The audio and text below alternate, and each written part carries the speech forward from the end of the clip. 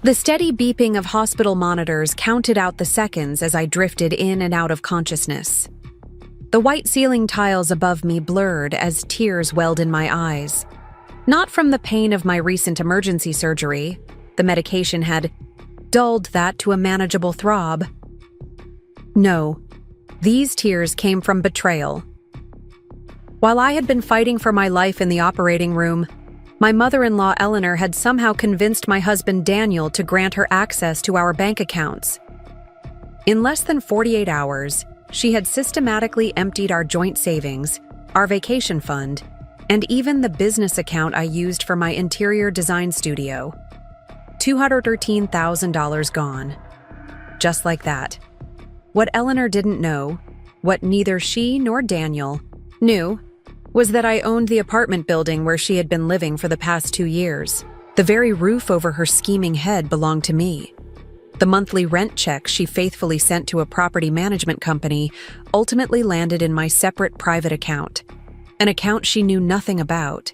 The irony might have made me laugh if I wasn't so devastated by my husband's betrayal. Before we jump back in, tell us where you're tuning in from, and if this story touches you, make sure you're subscribed, because tomorrow, I've saved something extra special for you. The setup: perfect lives aren't always what they seem. 3 days earlier, I had been rushing to finalize designs for the Henderson project, my biggest client to date.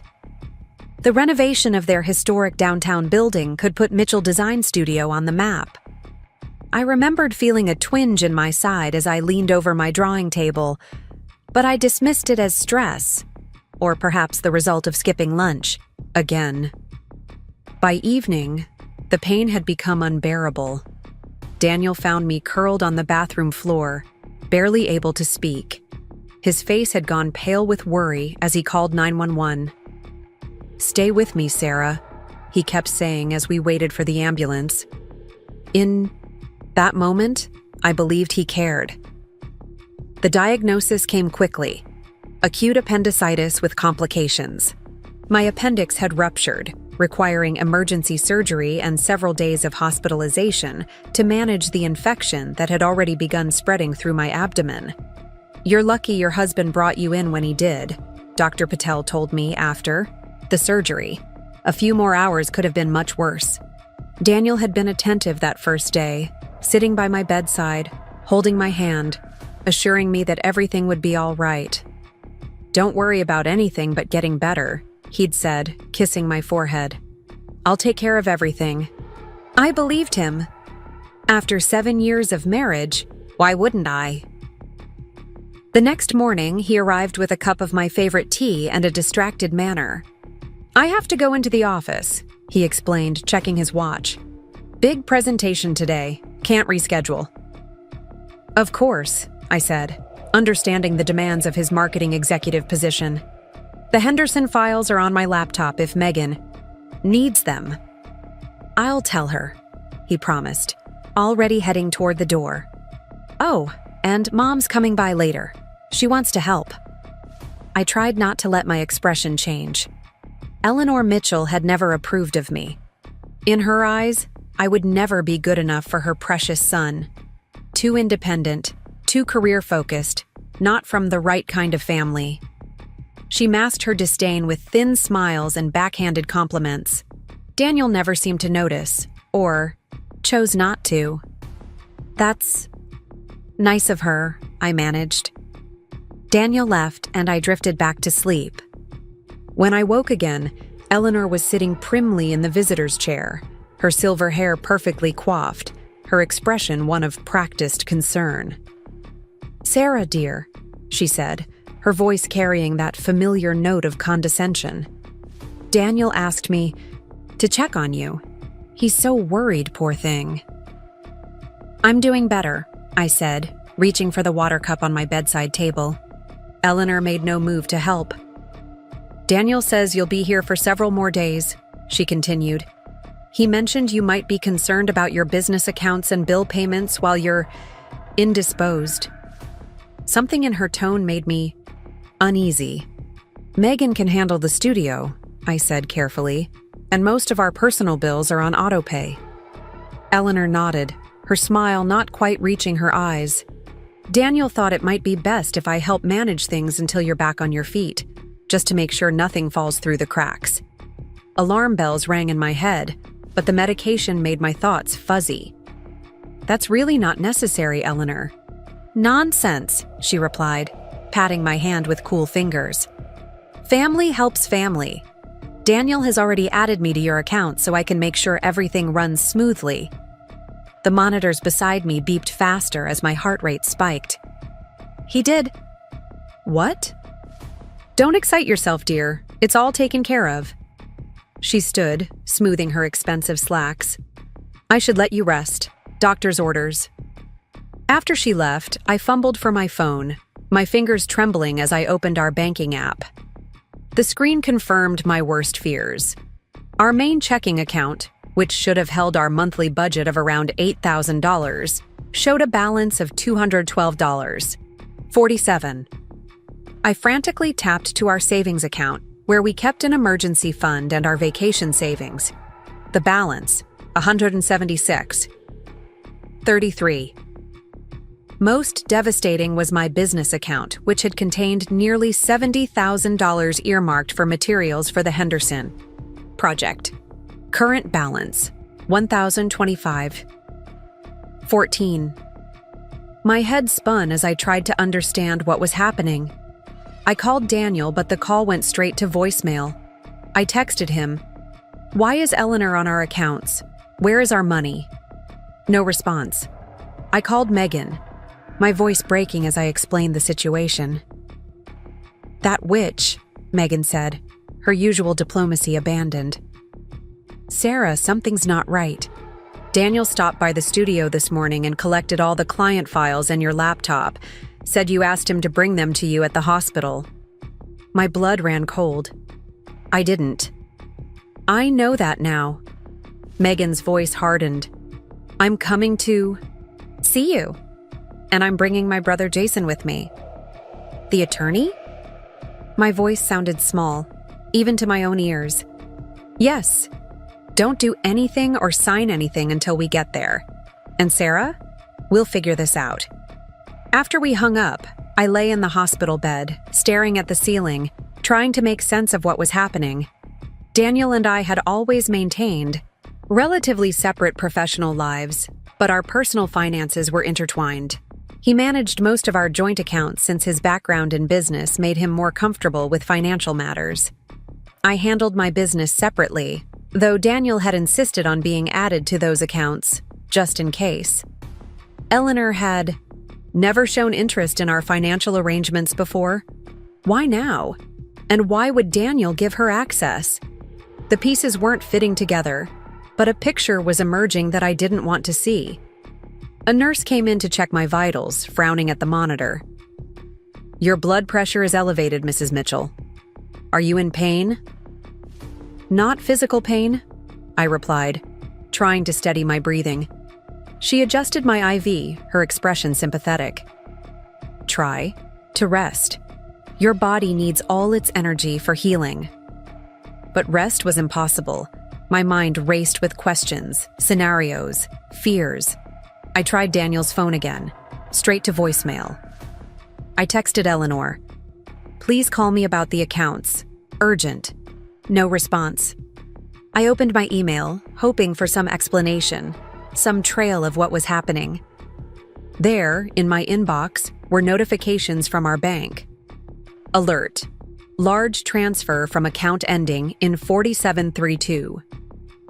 Multiple alerts, multiple transfers, all from yesterday and today, all after my surgery. While I had been unconscious, fighting infection, someone had been systematically draining our accounts. The realization brought a wave of nausea that had nothing to do with my medical condition. Had my mother-in-law stolen from me while I lay in a hospital bed? Had my husband helped her do it? I closed my eyes, fighting back tears of anger and betrayal. Then I remembered something that neither Daniel nor Eleanor knew about. My grandmother had been a practical, independent woman who believed every woman should have her own resources, separate from her husband. Men come and go, Sarah, she'd told me when I was just 22, but financial independence is forever.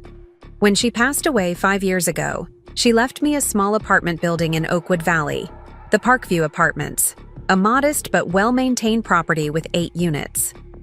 I'd kept the same property management company, and the income went into a separate account at a different bank than the one Daniel and I used. It wasn't a fortune, but over the years, that account had grown to just over $300,000. I rarely touched it, seeing it as my personal safety net, just as Grandma had intended. What neither Daniel nor Eleanor knew was that 2 years ago, Eleanor had moved into Unit 7 at the Parkview.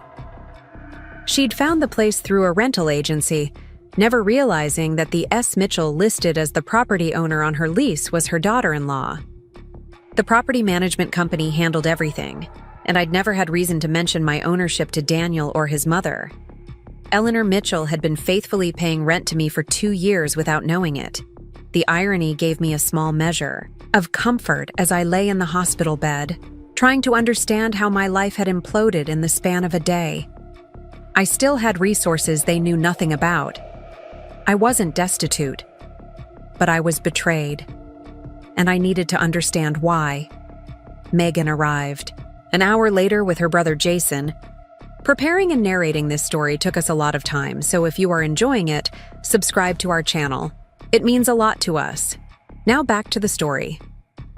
A sharp-eyed family law attorney, whose usual calm demeanor was edged with concern when he saw me. "Sarah," he said, taking the chair beside my bed while Megan perched on the edge of the mattress, squeezing my hand. "Megan has told me a little about what's happening. I need you to tell me everything from the beginning." I explained about Eleanor's visit, the drained accounts, Daniel's silence, and the missing business files. Jason took notes, his expression darkening. "Have you been able to verify all the transfers? Do you know where the money went?" "No," I admitted. "I can see that transfers were made, but not the destination accounts." He nodded. "We need to act quickly. I'd like your permission to contact the bank on your behalf and initiate fraud claims." "Fraud?" The word stuck in my throat. "But if Daniel authorized it? If your husband gave his mother access to your accounts without your knowledge, or consent, especially your business account, that's problematic from a legal standpoint." Jason explained gently. "At minimum, we need to freeze any remaining funds and trace where the money went." I closed my eyes, the reality of what was happening settling over me like a heavy weight. This wasn't just a misunderstanding. This wasn't Eleanor overstepping boundaries. This was deliberate. "Do it," I said, opening my eyes with new resolve. "And Jason, there's something else you should know." I told them about the Parkview Apartments, my separate account, and the ironic fact that Eleanor had been my tenant for years without knowing it. Megan's eyes widened. "Oh my God, Sarah, that's potentially very helpful," Jason finished, a hint of satisfaction in his voice. "It gives us leverage and resources to work with." He stood, straightening his tie. "I'm going to make some calls. Megan will stay with you. Don't contact Daniel or Eleanor yet. Let's get some legal protections in place first."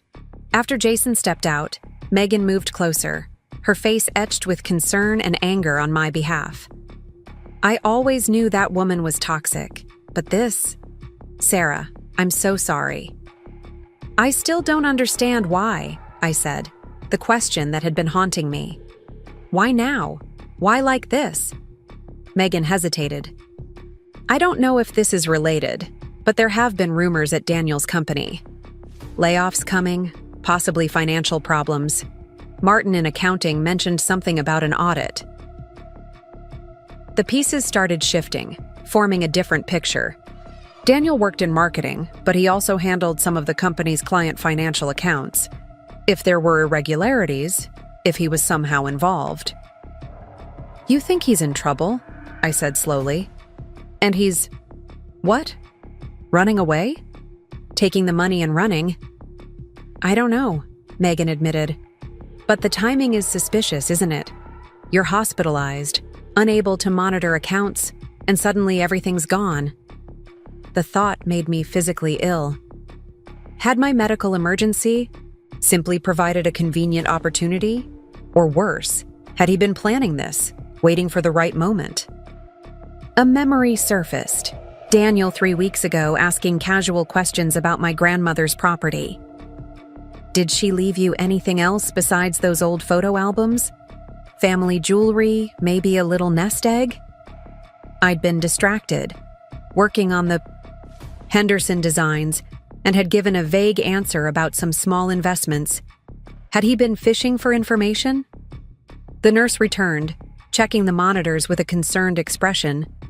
Mrs. Mitchell, you need to try to stay calm. Your heart rate and blood pressure are concerning. Should I ask your visitors to step out? No, I said quickly. They're helping me. I'm okay. She didn't look convinced but nodded. I'll bring you something mild for anxiety. Dr. Patel would want you resting, not stressed. After she left, Megan lowered her voice. Sarah, whatever's happening, we'll figure it out. But right now, you need to focus on getting well. The infection from your ruptured appendix is serious. You can't fight that and this betrayal at the same time. She was right, of course. My body needed rest to heal. But my mind wouldn't stop racing, piecing together clues I had missed. Daniel's recent late nights at the office, his insistence on handling all our finances, the way he'd discouraged me from joining his company events the past few months. Eleanor's increased presence in our lives, her sudden interest in our financial arrangements. Had they been planning this together? Mother and son conspiring while I focused on growing my business? Jason returned, his expression hard to read. I've started the process with the bank, he said. They've flagged the accounts and are initiating their fraud investigation protocols. I've also filed an emergency petition for financial separation, given the circumstances. What does that mean exactly? I asked. It means that legally, from this point forward, Daniel cannot access any new accounts you open or assets you acquire. It also creates a record of the date you discovered financial malfeasance, which will be important for the divorce proceedings. Divorce? The word hung in the air between us. Was that where this was headed? The end of my 7-year marriage? We don't know everything yet, Jason cautioned, seeing my expression. But we need to protect you legally while we figure it out. I nodded, too overwhelmed to speak. There's something else, he continued. The bank confirmed that the transfers were made to an account at First National in Eleanor's name only. The account was opened just 1 week ago. 1 week ago. While I was busy preparing for the Henderson presentation, my mother-in-law had been opening an account to receive my money. This wasn't impulsive. This was planned. The bank is cooperating with the fraud investigation, Jason continued. But recovery of funds might be complicated if Eleanor has already moved the money elsewhere. She's not that sophisticated with finances, I said, remembering how Eleanor still wrote checks at the grocery store and refused to use online banking. She must be working with someone. Daniel, Megan said flatly. Probably. But I needed proof, needed to understand the full scope of what was happening. What about my apartment building? Could they somehow access that? Not without documentation proving ownership, Jason assured me. And since it's held in your name only, at a different bank, with a separate property management company, it would be difficult for them to even know about it, let alone access it. A small comfort. At least I still had that. The nurse returned with a small pill, which I took gratefully. As the mild sedative began to take effect, I felt the sharp edges of my anxiety soften slightly. You should rest, Megan said, gathering her purse. I'll go by your house, pick up some clothes and your personal tablet. Anything else you need? I thought about my home, wondering if it would feel different now, tainted by betrayal. In my desk drawer, there's a blue folder with my grandmother's will and the property documents. Bring those, please. Megan nodded. I'll be back in a few hours. Try to sleep. After they left, I drifted in and out of consciousness, the medication blurring the edges of my thoughts. But even in that hazy state, a clarity was emerging. Whatever was happening, whatever Daniel and Eleanor were doing, I would not be their victim.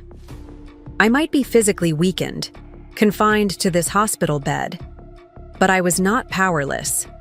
My mother-in-law had emptied my bank accounts during my hospital stay. She had no idea I was her landlord, but she was about to find out exactly who she was dealing with. The sedative finally pulled me under into a dreamless sleep, my body surrendering to the healing process it desperately needed. The last coherent thought I had was of my grandmother's words, spoken so many years ago but now carrying new significance. Financial independence is forever, Sarah. Never forget that. I woke to the sound of hushed voices, blinking against the harsh fluorescent lighting. I found Megan sitting beside Dr. Patel near the foot of my bed. Their serious expressions sent a fresh wave of anxiety through me. Sarah, Dr. Patel said, noticing I was awake. How are you feeling? Physically, the pain had subsided to a dull throb. Emotionally, I felt like I'd been hollowed out. Better, I think. What time is it? Almost 7 in the evening, Megan answered, moving closer to take my hand. You've been asleep for a few hours. Dr. Patel checked my vitals, her expression professional but concerned. Your fever has improved, which is good news. The antibiotics are working. However, your blood pressure is still elevated. I wonder why, I said with a bitter laugh that made my surgical incision ache. Dr. Patel's gaze softened. Your friend has explained some of what you're dealing with. Medical issues are rarely just physical. Emotional stress can significantly impact recovery. She made a note in my chart. I'm prescribing something mild for anxiety, not to diminish what you're feeling. Those feelings are valid, but to help your body focus its energy on healing. I nodded, grateful for her understanding. Also, she continued, I've updated your visitor restrictions. Only those on your approved list will be allowed in. Hospital security has been notified. The implication was clear. Daniel and Eleanor weren't welcome. Thank you, I whispered. After Dr. Patel left, Megan pulled her chair closer. I went to your house, she said, her voice tight with controlled anger. Sarah, things are worse than we thought. My stomach clenched. Tell me. The house was different.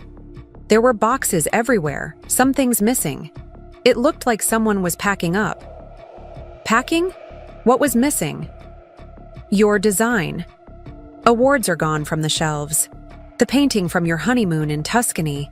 The vintage desk your grandmother gave you. She hesitated. And when I went to your home office for the blue folder, I found this instead. She handed me a printed email.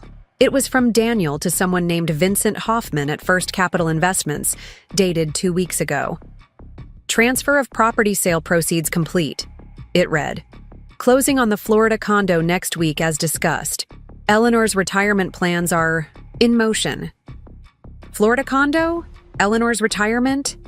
I don't understand, I said, though a terrible suspicion was forming. Property sale proceeds? We haven't sold any property. Megan's eyes filled with sympathy. Jason is looking into it. But Sarah, I think they might have been planning this for a while. The blue folder with your grandmother's documents? It wasn't there. And when I checked your home safe, you know the combination. You gave it to me last year during the Watson project, remember? In case you needed me to retrieve contracts while you were at that conference. She took a deep breath. The safe was empty. All your important documents, your passport, birth certificate, everything's gone. The room seemed to tilt around me. This wasn't just opportunistic theft during my medical emergency. This was methodical, planned, deliberate. Did you see any sign of Daniel? Megan shook her head. No. But there was a suitcase in your bedroom, half packed with his clothes. And Sarah? The garage door was open. His car wasn't there, but neither was yours. My silver Audi, purchased just last year. Another asset I might never see again. He's running, I whispered, the reality sinking in. They both are. Megan squeezed my hand. Jason is on his way back. He's been making calls all afternoon. As if summoned by his name, Jason appeared in the doorway, his normally immaculate suit looking wrinkled, his expression grim but determined. "What have you found?" I asked, bracing myself. He sat down heavily, opening his laptop. "Let's start with the banking situation. The good news is we've initiated the fraud investigation and frozen what's left in your accounts. The bad news is most of the money is already gone." Gone where? Multiple transfers to Eleanor's new account, which was then almost immediately emptied through a series of withdrawals and transfers to other accounts we're still tracing. Some money was wired to a bank in Tampa, Florida. "The Florida condo," Megan said. Jason nodded. "Exactly. And that brings us to the property issue." He pulled up a document on his laptop, turning it so I could see. This was filed with the county recorder's office 2 months ago. It was a property deed transfer for the Parkview Apartments, showing the owner as S&D Mitchell Holdings, LLC. "I never created any LLC," I said, my voice rising. "That's not real." "No, it's not," Jason confirmed. "But someone created it, using both your names and then transferred the property into its ownership. From there, the LLC sold the property 3 weeks ago to Bayview Development Group for $1. $8 million. The room spun around me. My apartment building, my grandmother's legacy, sold without my knowledge? How is that even possible? I gasped. "I never signed anything." Jason's expression hardened. "Your signature is on the documents. Based on comparing it to your known signatures, it appears to be forged." Forged. The word echoed in my mind, each repetition adding to my growing fury. Daniel had forged my signature to steal my inheritance. "The funds from the sale," Jason continued, "were deposited into a new account under the LLC's name. From there, most of it was transferred to accounts we're still tracking, but approximately $900,000 went toward the purchase of a beachfront condominium in Tampa, Florida. The property is titled solely in Eleanor Mitchell's name. My mother-in-law had used my grandmother's legacy to buy herself a beachfront retirement home. The bitter irony was almost too much to bear. What about the tenants? The people living at Parkview? I asked, thinking of the families who had made their homes there, including Eleanor herself. Bayview Development plans to convert the building to luxury condominiums. All tenants have been given 60-day notices to vacate, including Eleanor. She'd evicted herself without knowing it. But if I didn't sign those documents, if my signature was forged, then the sale isn't legal, I insisted. We can undo this. Jason's expression showed both admiration for my fighting spirit and regret that the situation wasn't so simple. We can challenge it? Absolutely. I've already initiated that process. But real estate fraud cases can be complex and time-consuming. In the meantime, the property has changed hands, and the money has been moved. What about Daniel's company? Megan mentioned rumors about financial problems, an audit. Jason nodded. My contacts in the Financial Crimes Division have confirmed that Meridian Marketing, Daniel's employer, is under investigation for financial irregularities. Specifically, client funds that were supposed to be held in escrow for advertising campaigns being misappropriated. The pieces continued falling into place, forming a picture more disturbing than I could have imagined. Daniel, stealing from his company, possibly facing criminal charges. Using my medical emergency as cover to clean out our accounts, sell off assets, and flee to Florida with his mother. He's been planning this for months, I said, the realization burning like acid in my throat. Using me, lying to me, setting everything up while I trusted him. Megan nodded grimly. The Henderson project files he took from the studio? I think he was trying to access your client payment information. The Henderson family paid their initial design fee to your business account, but they're about to release the main project funds, nearly $200,000. My business. Would there even be a business left when this was over? We need to protect what's left, I said, forcing myself to think practically through the crushing weight of betrayal. The Henderson payment, my client relationships, anything Daniel hasn't. Already stolen. Already in progress, Jason assured me. I've filed emergency petitions with the court for financial separation, freezing of assets, and a restraining order against both Daniel and Eleanor. I've also initiated fraud reports with all 3 credit bureaus to prevent any new accounts being opened in your name. He paused, glancing at his phone as a new message came in. His expression shifted subtly. "What is it?" I asked. The police just confirmed that Daniel's passport was used at Miami International Airport 3 hours ago, a ticket purchased to Grand Cayman, departing at 8:45 tonight. The Cayman Islands, known for banking privacy, limited extradition. Daniel was running, not just to Florida, but potentially out of reach of U.S. authorities entirely. And Eleanor? I asked. No international travel detected yet, but there's a ticket purchased in her name for a Tampa flight tomorrow morning. She was following him, but not all the way. Perhaps Eleanor didn't know the full extent of what Daniel had done, or perhaps she was just more confident they wouldn't face consequences. So what now? I asked, surprising myself with how steady my voice sounded despite the emotional earthquake reshaping my entire life. Now, Jason said, his tone shifting to something more determined. We fight back. I've coordinated with the fraud divisions at your banks and filed official police reports for identity theft and property fraud. I've also reached out to the FBI's Financial Crimes Division, given the interstate nature of these activities. The FBI? The scope of this betrayal continued to expand beyond anything I could have imagined. Jason nodded. Daniel isn't just running from a failing marriage or financial disputes.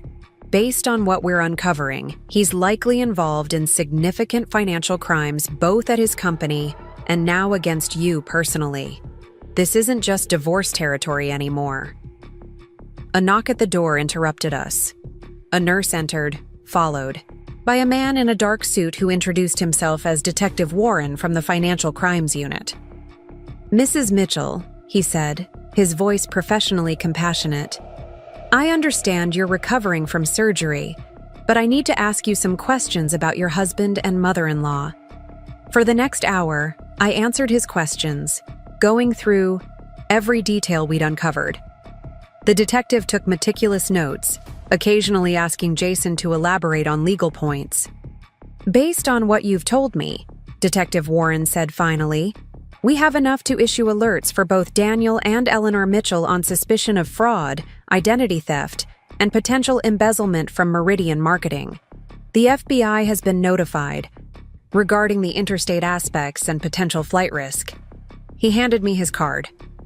I'll be in touch as the investigation progresses.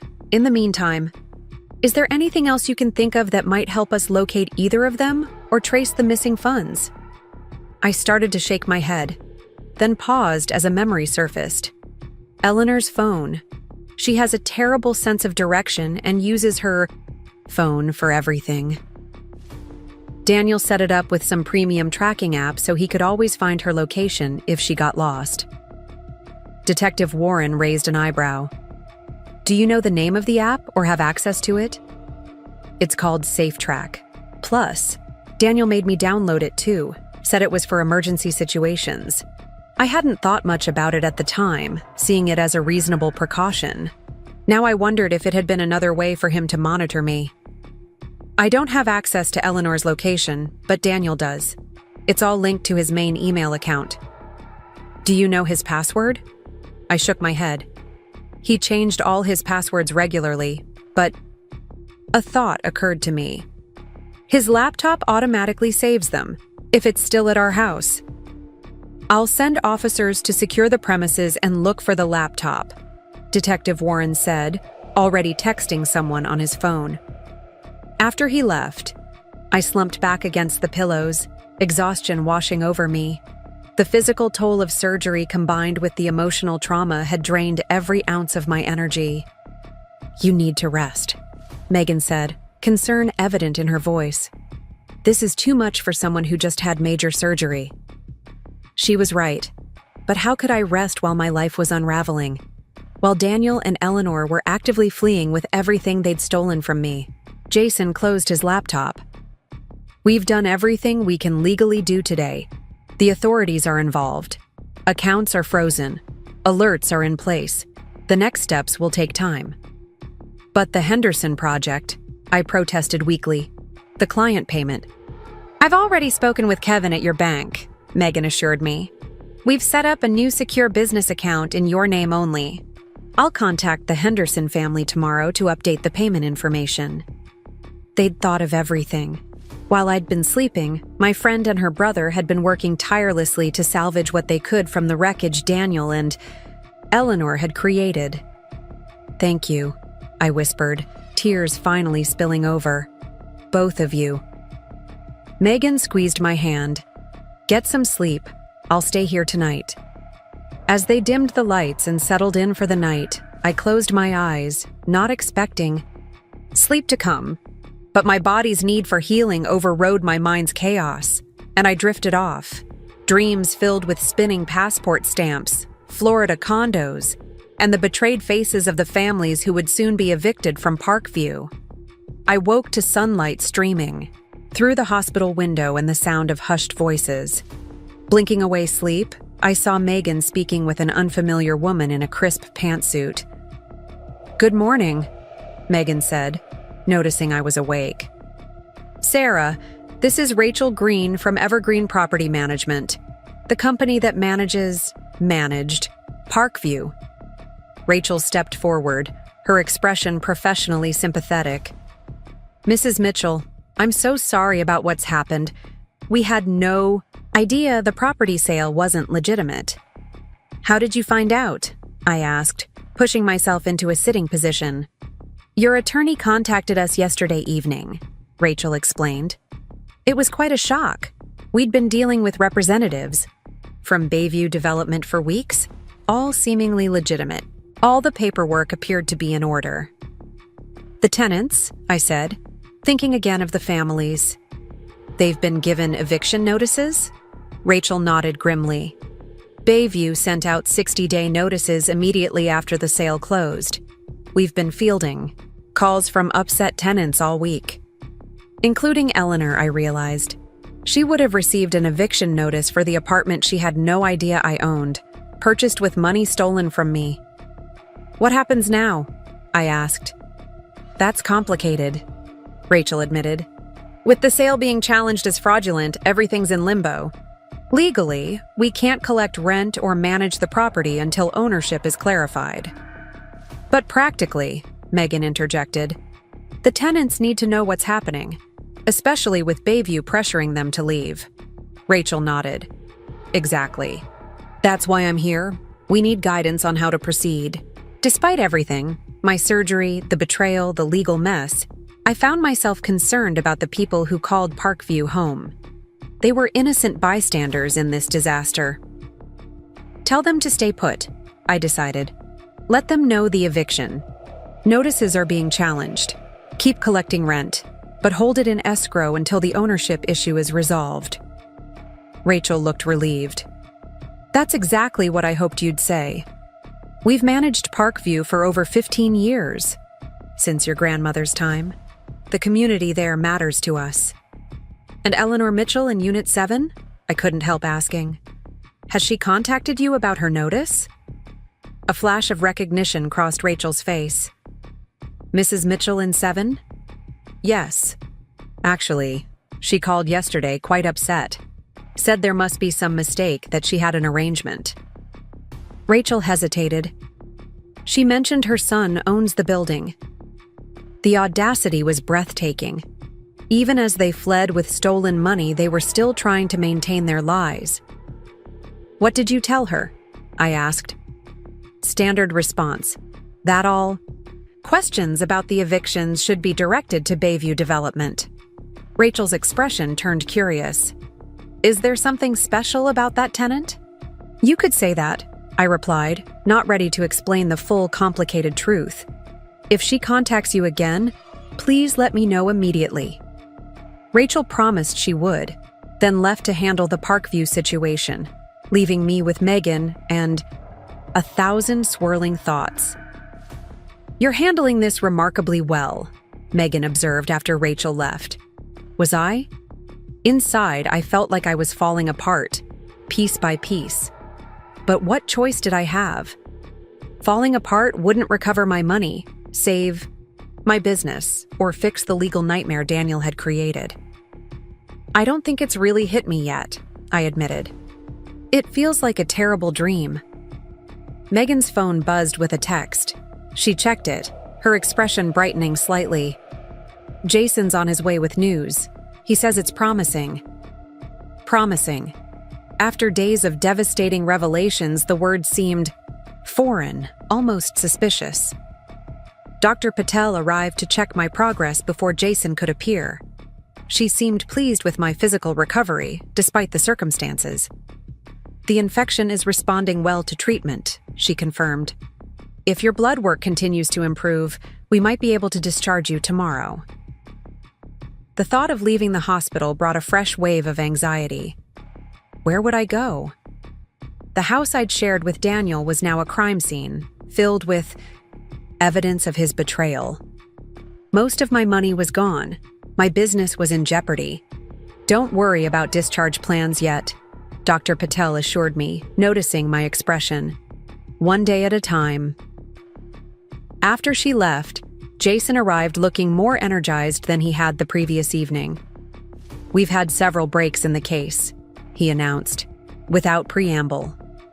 "First, the police found Daniel's laptop at your house.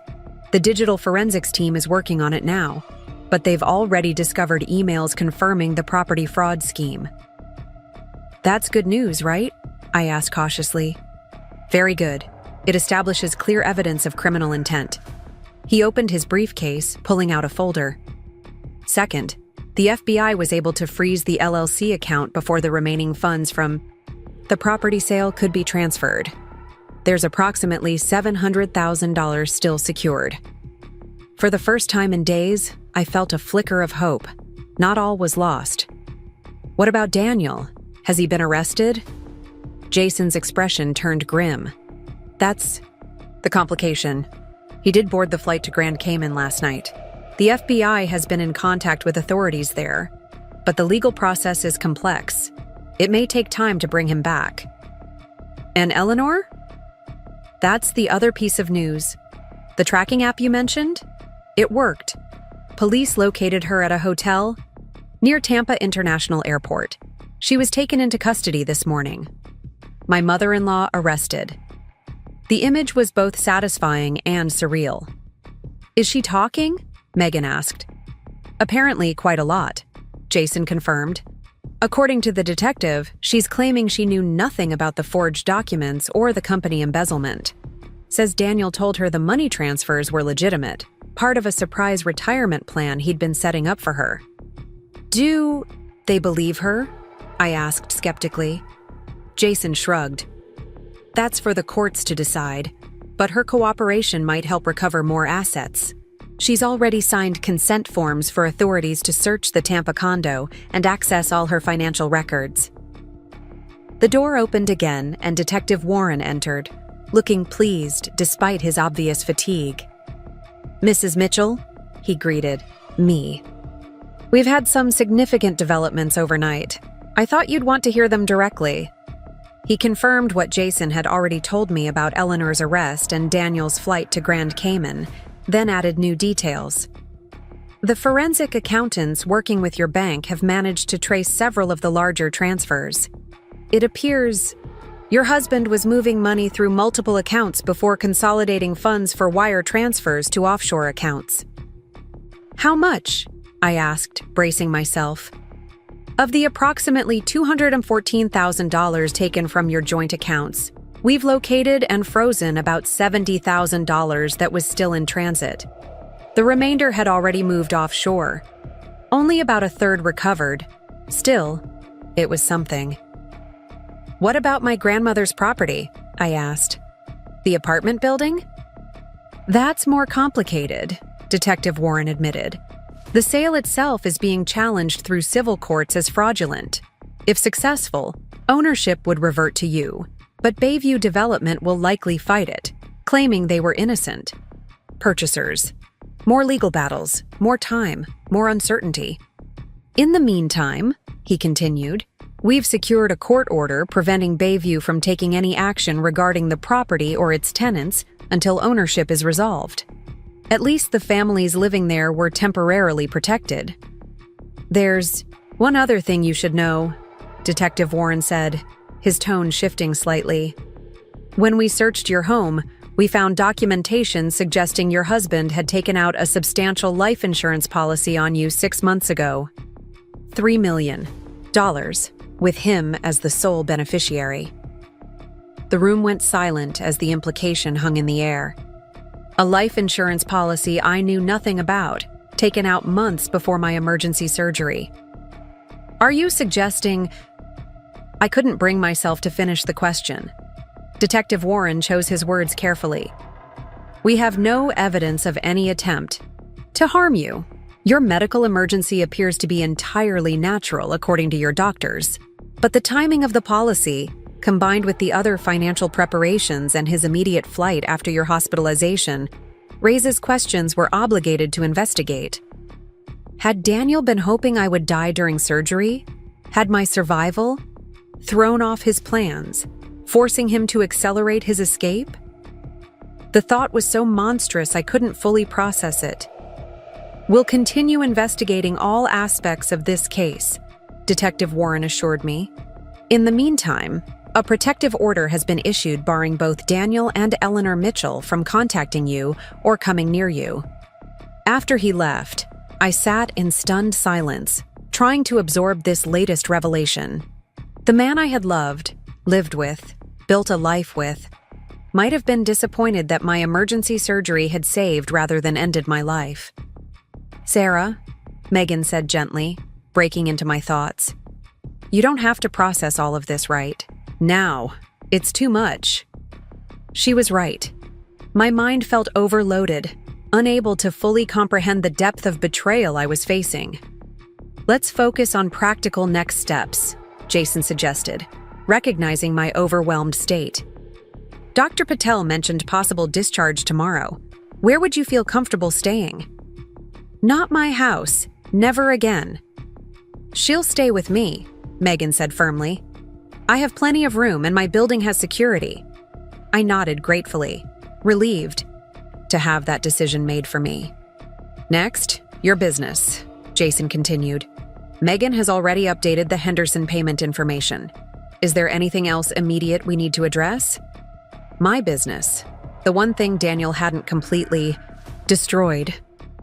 I need my laptop and design tablets, client files. The Henderson presentation is scheduled for next week. I've already collected the backup drives from the studio, Megan assured me, and ordered a new laptop and tablet to be delivered today. We can restore everything. They had thought of everything while I was still struggling to process the basic facts of my new reality.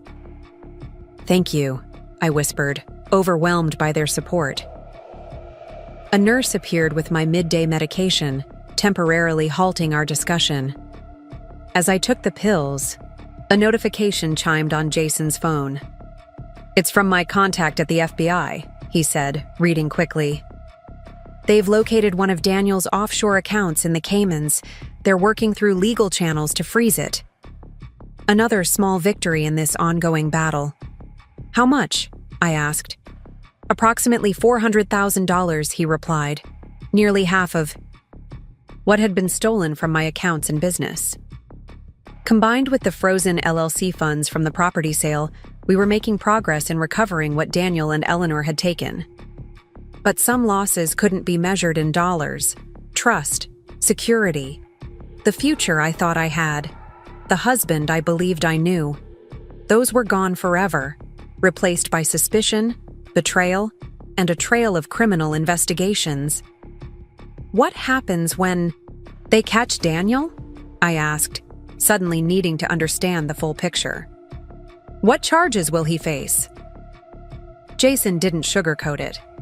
Based on what we know so far, wire fraud, identity theft, forgery, potential embezzlement from his company, conspiracy, and possibly insurance fraud related to the life policy. Multiple federal and state felonies. If convicted on all counts, he could face decades in prison. The father of Eleanor's precious son, facing decades in prison. I wondered if she had known the full extent of what she was participating in, or if Daniel had manipulated her as effectively as he had manipulated me. And Eleanor? That depends on what can be proven about her knowledge and participation, Jason explained. If she truly believed the money transfers were legitimate, she might face lesser charges, but the evidence on Daniel's laptop may clarify her level of involvement. I nodded, processing this information.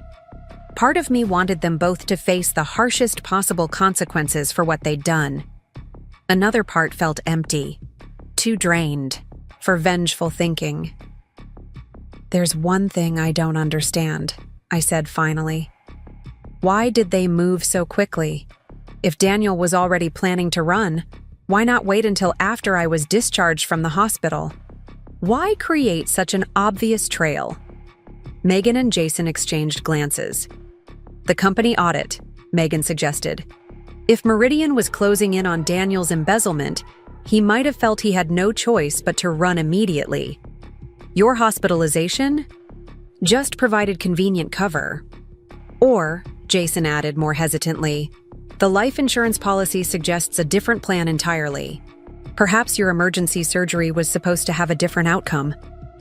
The implication hung heavy in the air.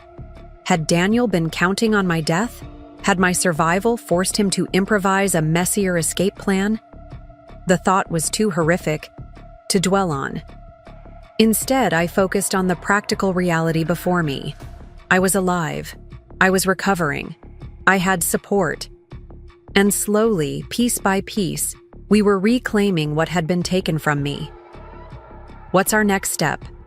I asked, choosing to look forward rather than dwell on the monstrous possibilities of what might have been. Rest and recovery for you, Jason said firmly. Legal proceedings and asset recovery for us. Detective Warren has requested a formal statement once you're discharged, but everything else can wait. A knock at the door interrupted us. A hospital staff member entered with a large flower arrangement. Delivery for Sarah Mitchell, she announced. Megan intercepted it before it could reach me, checking the card with suspicious eyes. It's from your design team, she said, relaxing slightly as she read. Get well soon. The studio isn't the same without you. We're handling everything until you're back. The gesture brought unexpected tears to my eyes. In the midst of this nightmare, there were still people who cared, whose loyalty wasn't an illusion. As Megan placed the flowers on the windowsill, sunlight streaming through the petals created a prism of colors across my hospital bed. For the first time since waking to discover Eleanor's betrayal, I felt something other than shock, anger, or fear. I felt determination. Daniel and Eleanor had taken much from me, but they hadn't taken everything. I still had my skills, my reputation, my business relationships. I still had true friends who had proven their loyalty during this crisis. And most importantly, I still had myself, the strength, resilience, and intelligence they had underestimated. My mother-in-law had emptied my bank accounts during my hospital stay, not knowing I was her landlord.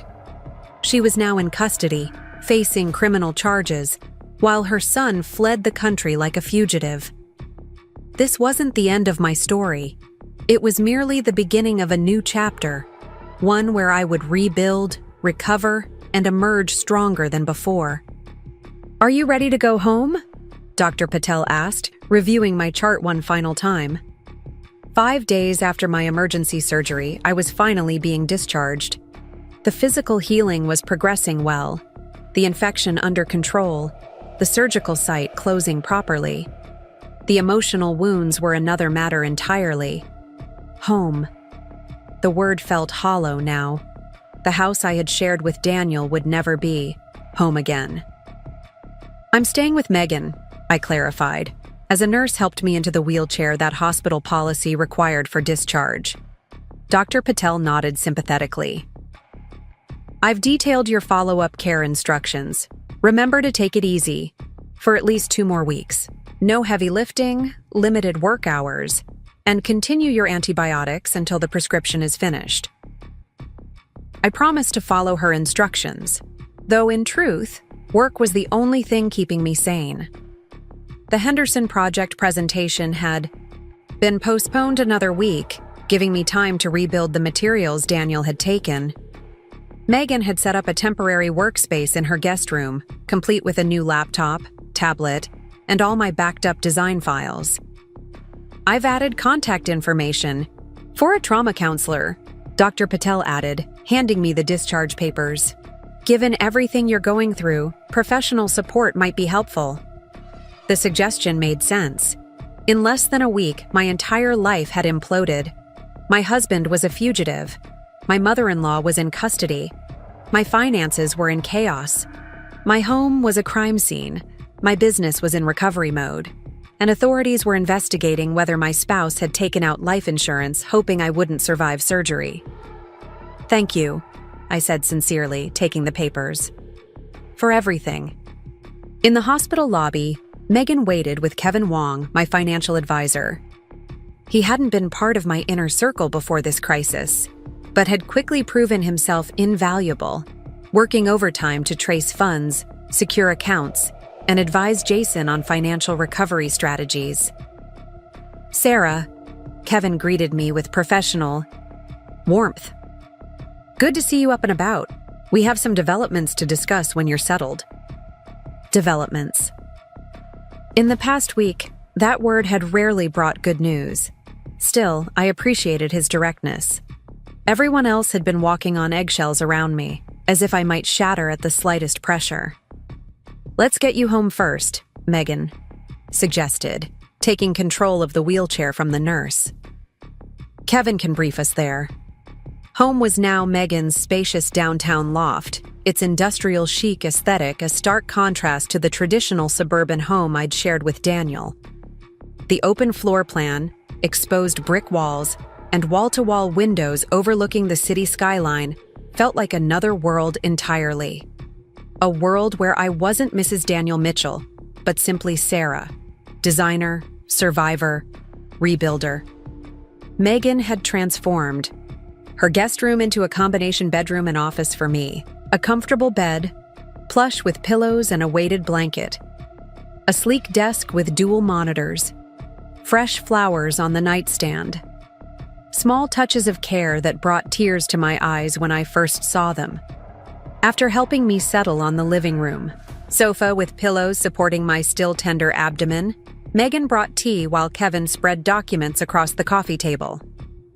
"First, the status of asset recovery," he began. "All business.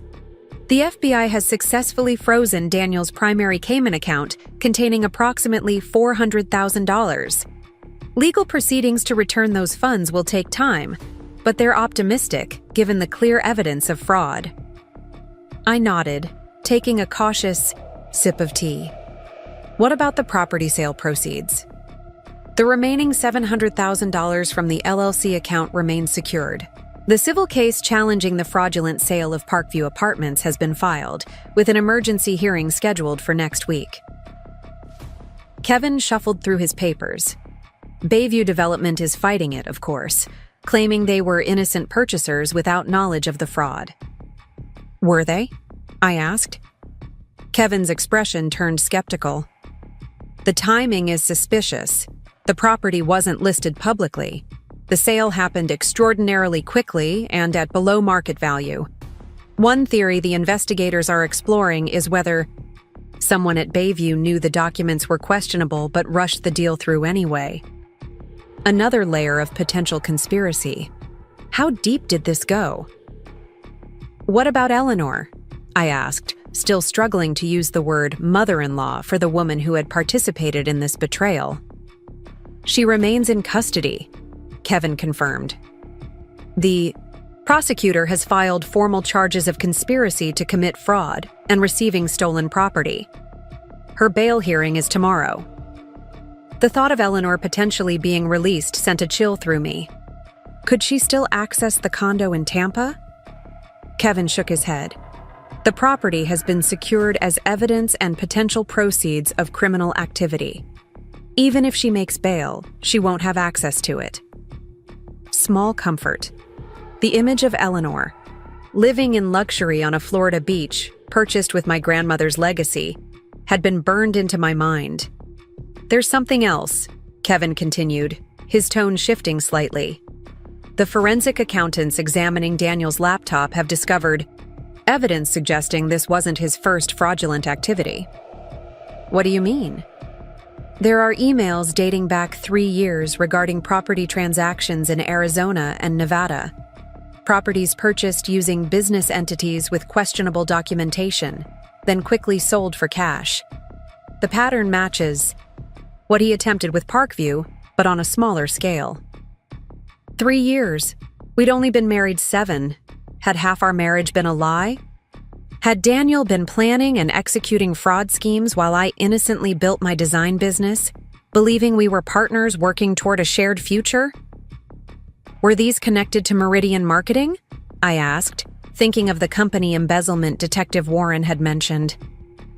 That's still being investigated, Kevin replied. But the timing corresponds with Daniel's employment there. The working theory is that he may have been diverting client funds to finance these property schemes. And Eleanor? Was she involved? In those earlier transactions? Kevin hesitated. Her name appears on some of the documentation, but establishing her knowledge and intent will be more difficult. She maintains that she trusted Daniel to handle financial matters and simply signed what he put in front of her. Just as I had done, I realized with a pang, how many documents had I signed over the years without thoroughly reviewing them, trusting that my husband had my best interests at heart. The FBI believes Daniel has been building toward this exit strategy for some time, Kevin continued. Your hospitalization may have accelerated his timeline, but the groundwork was already in place. The life insurance policy flashed in my mind.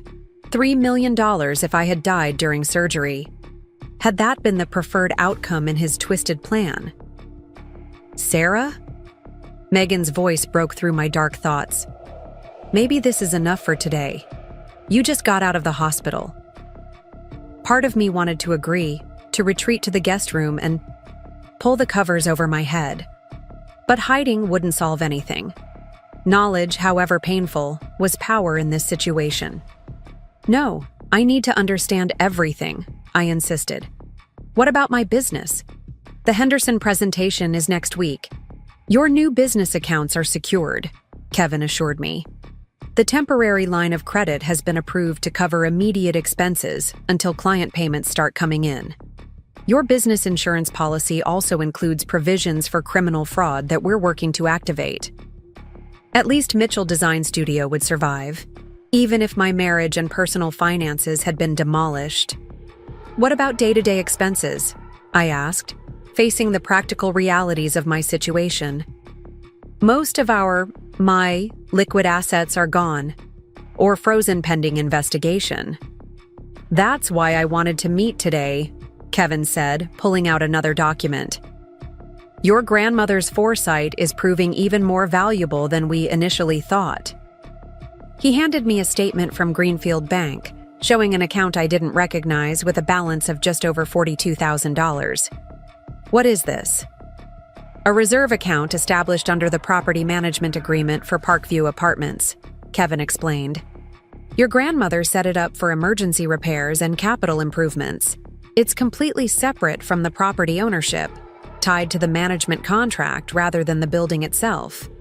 Daniel couldn't access it because he didn't know about the management arrangement. Another safety net I hadn't known existed. My grandmother's careful planning continued to protect me even years after her death. Since you're still the contracted management client, regardless of the disputed property ownership, these funds remain accessible to you, Kevin concluded. $42,000. Not enough to rebuild everything I'd lost, but enough to give me breathing room, to keep me from financial desperation while the legal process unfolded. Thank you for finding this, I said, fighting back tears. The emotional roller coaster of the past week had left me raw, tears constantly threatening at the slightest provocation. Just doing my job, Kevin replied modestly. We'll keep looking for any other accounts or assets that might have been overlooked. After Kevin left with promises to update us after Eleanor's bail hearing, I sank deeper into the sofa cushions, emotionally drained but clearer about the path forward. You need to rest, Megan insisted, taking away the documents and bringing me a light lunch. Doctor's orders, remember? I picked at the salad she'd prepared, my appetite still affected by medication and stress. How can I rest when there's so much to do? The Henderson presentation is under control, Megan interrupted firmly. The team is handling the revisions. All the material has been recovered from backups. You can review it tomorrow after you've had proper rest. She was right, of course. My body was still healing, the surgical site still tender. The emotional trauma had taken its own toll, leaving me exhausted in a way sleep alone couldn't fix. Just 1 hour, Megan bargained, seeing my reluctance. Lie down for 1 hour, then you can check emails if you're feeling up to it. I agreed, retreating to the guest room where the weighted blanket provided more comfort than I wanted to admit. Despite my racing thoughts, exhaustion won out, and I fell into a deep sleep. When I woke, the afternoon sun was setting, casting long shadows across the unfamiliar room. I'd slept for nearly 4 hours, longer than I had since before the surgery. My phone showed multiple missed calls and messages from Jason, from clients, from well-meaning friends who had heard vague rumors about problems with Daniel. The most recent message was from Detective Warren. Eleanor Mitchell's bail hearing moved up to today at 3 p.m. Call me when you can. I checked the time. 5:42 p.m. The hearing would already be over. Heart racing, I called the detective. Mrs. Mitchell, he answered promptly. How are you? Feeling? Better, physically, I said, skipping the pleasantries. The bail hearing? What happened? Bail was denied, he reported, and I released a breath I hadn't realized I was holding. Given the evidence from Daniel's laptop and her own inconsistent statements, the judge considered her a flight risk.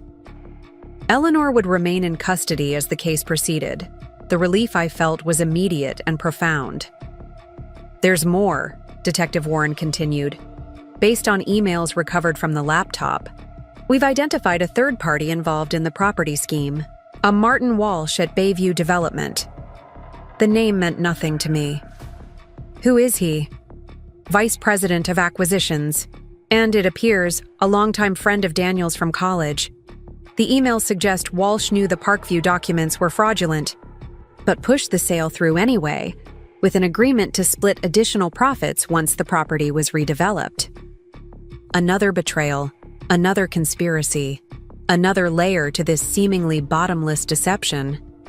We've obtained warrants for Walsh's financial records and devices, the detective added.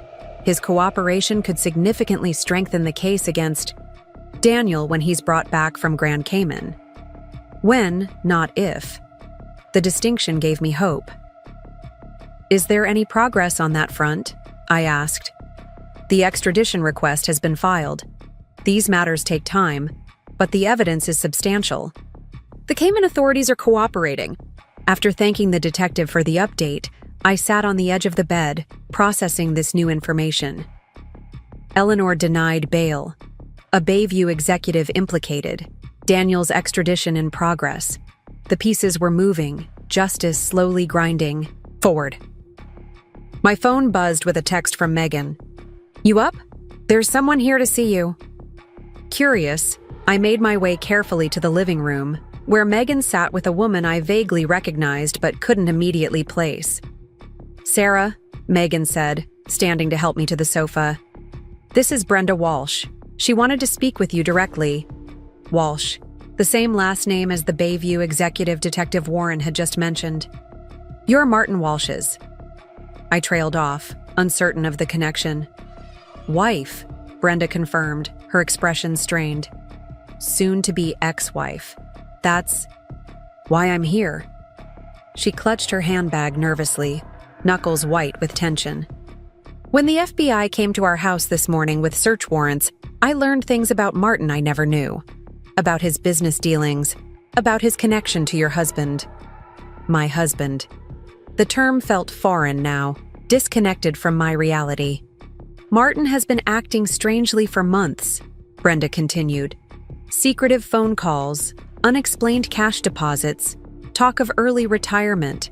When I questioned him, he said it was a business opportunity that would set us up for life." The parallels to my own situation were eerily similar. Another spouse kept in the dark while illegal schemes unfolded. After the FBI left, I found documents Martin had hidden in his home office. Plans for the Parkview redevelopment, projected profits in the millions. She opened her handbag, pulling out a thumb drive.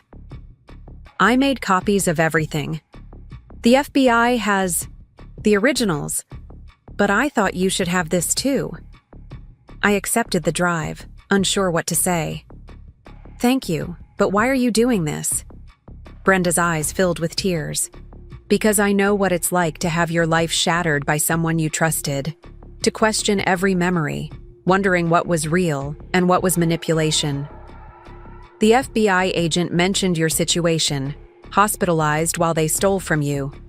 I couldn't stop thinking about it." Her compassion, born from a parallel betrayal, touched me deeply. Two women, strangers united by the deception of the men they had married. "The plans on that drive," Brenda continued, "show they intended to convert Parkview into luxury condominiums selling for 3 times what they paid. The projected profit was over $5 million. $5 million. The figure stunned me.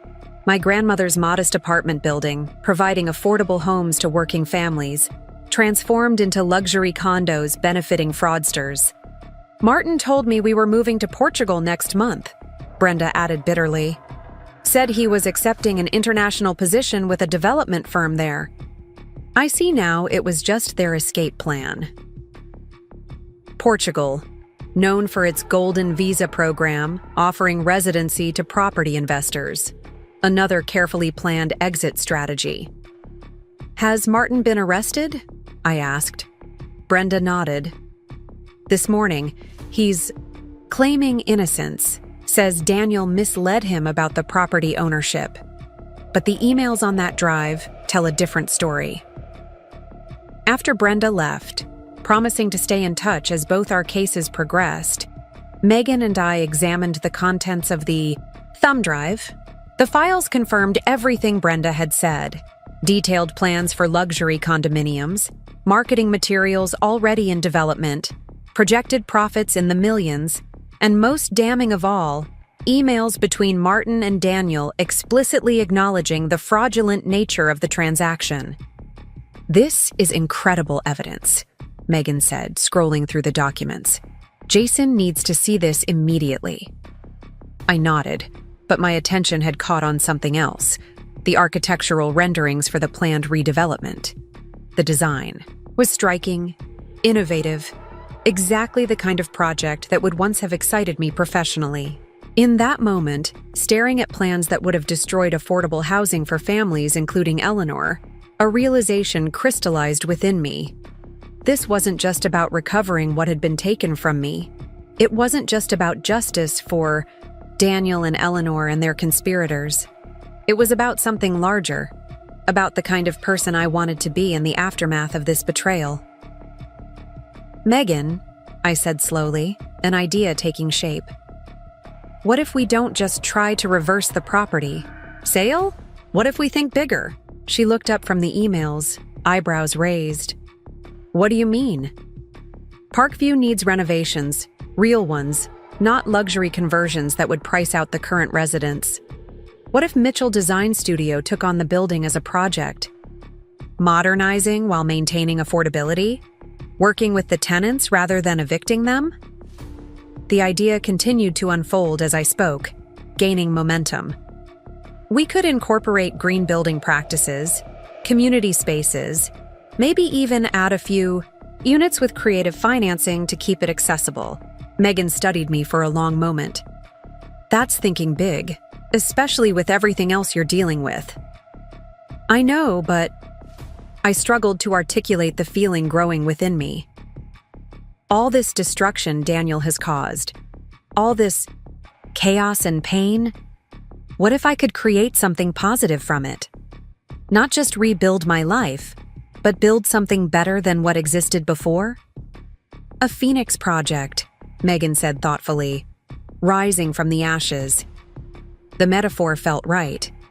Exactly, and the Henderson project could help fund it if we get that contract. For the first time in days, I felt a spark of genuine excitement. Not just determination to survive, but enthusiasm for creating something meaningful. "Well," Megan said with a slow smile, "if anyone can pull this off, it's you. But first, let's focus on the Henderson presentation and getting you fully recovered. One impossible thing at a time." She was right, of course. The idea was ambitious, perhaps too ambitious given my current circumstances. But having a vision beyond mere survival, beyond the legal battles and asset recovery, gave me something positive to focus on. A North Star guiding me through the darkness Daniel's betrayal had created. The next morning, Jason arrived with coffee and cautious optimism. After reviewing the files from Brenda Walsh, his assessment was straightforward. "This significantly strengthens our case for the fraudulent property transfer. Walsh's arrest and the evidence on this drive create multiple pressure points." "Meaning what, exactly?" I asked, careful not to get my hopes too high. "Meaning everyone involved has incentive to cooperate to save themselves. Walsh will likely testify against Daniel to reduce his own charges. Bayview Development, facing potential criminal liability through Walsh's actions, may be motivated to rescind the purchase rather than fight a protracted legal battle. The prospect of regaining ownership of Parkview sooner rather than later made my Phoenix project seem less like fantasy and more like possibility. In fact," Jason continued, checking his phone, "I just received an email from Bayview's attorney requesting a meeting to discuss mutually beneficial resolution options.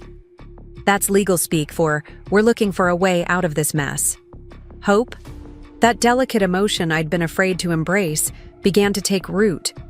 Not blind hope that everything would magically return to normal, that Sarah was gone forever, but realistic hope that I could build something meaningful from the wreckage Daniel had left behind. I had an idea.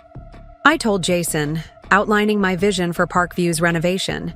Financially ambitious, I know, especially now, but actually, Jason interrupted, it could be very strategic. If we negotiate Parkview's return as part of the fraud resolution, having a clear development plan demonstrates your legitimate ownership interest beyond financial compensation. The legal implications hadn't occurred to me. I'd been thinking from a design and community perspective. But Jason saw the strategic advantage immediately. "Can you put together some preliminary concepts?" he asked. "Nothing elaborate, just enough to show your intent for the property's future. It could be useful in negotiations with Bayview." Preliminary concepts. My designer brain immediately began cataloging possibilities, constraints, opportunities. For For the first time since waking in the hospital to discover Eleanor's betrayal, I felt like myself again. Not just a victim, but a creator with agency and vision. I can have something by tomorrow, I promised, already mentally sketching layouts. Jason smiled. Don't overdo it. You're still recovering from surgery. This is helping me recover, I insisted, giving me purpose beyond just reacting to what Daniel has done. After Jason left to prepare for his meeting with Bayview's attorneys, I spent the morning sketching renovation concepts for Parkview on my tablet. Nothing elaborate, as Jason had suggested, but enough to convey my vision. Maintaining the building's character while modernizing systems, creating community spaces, improving energy efficiency, all without displacing current residents or increasing rents beyond inflation adjustments.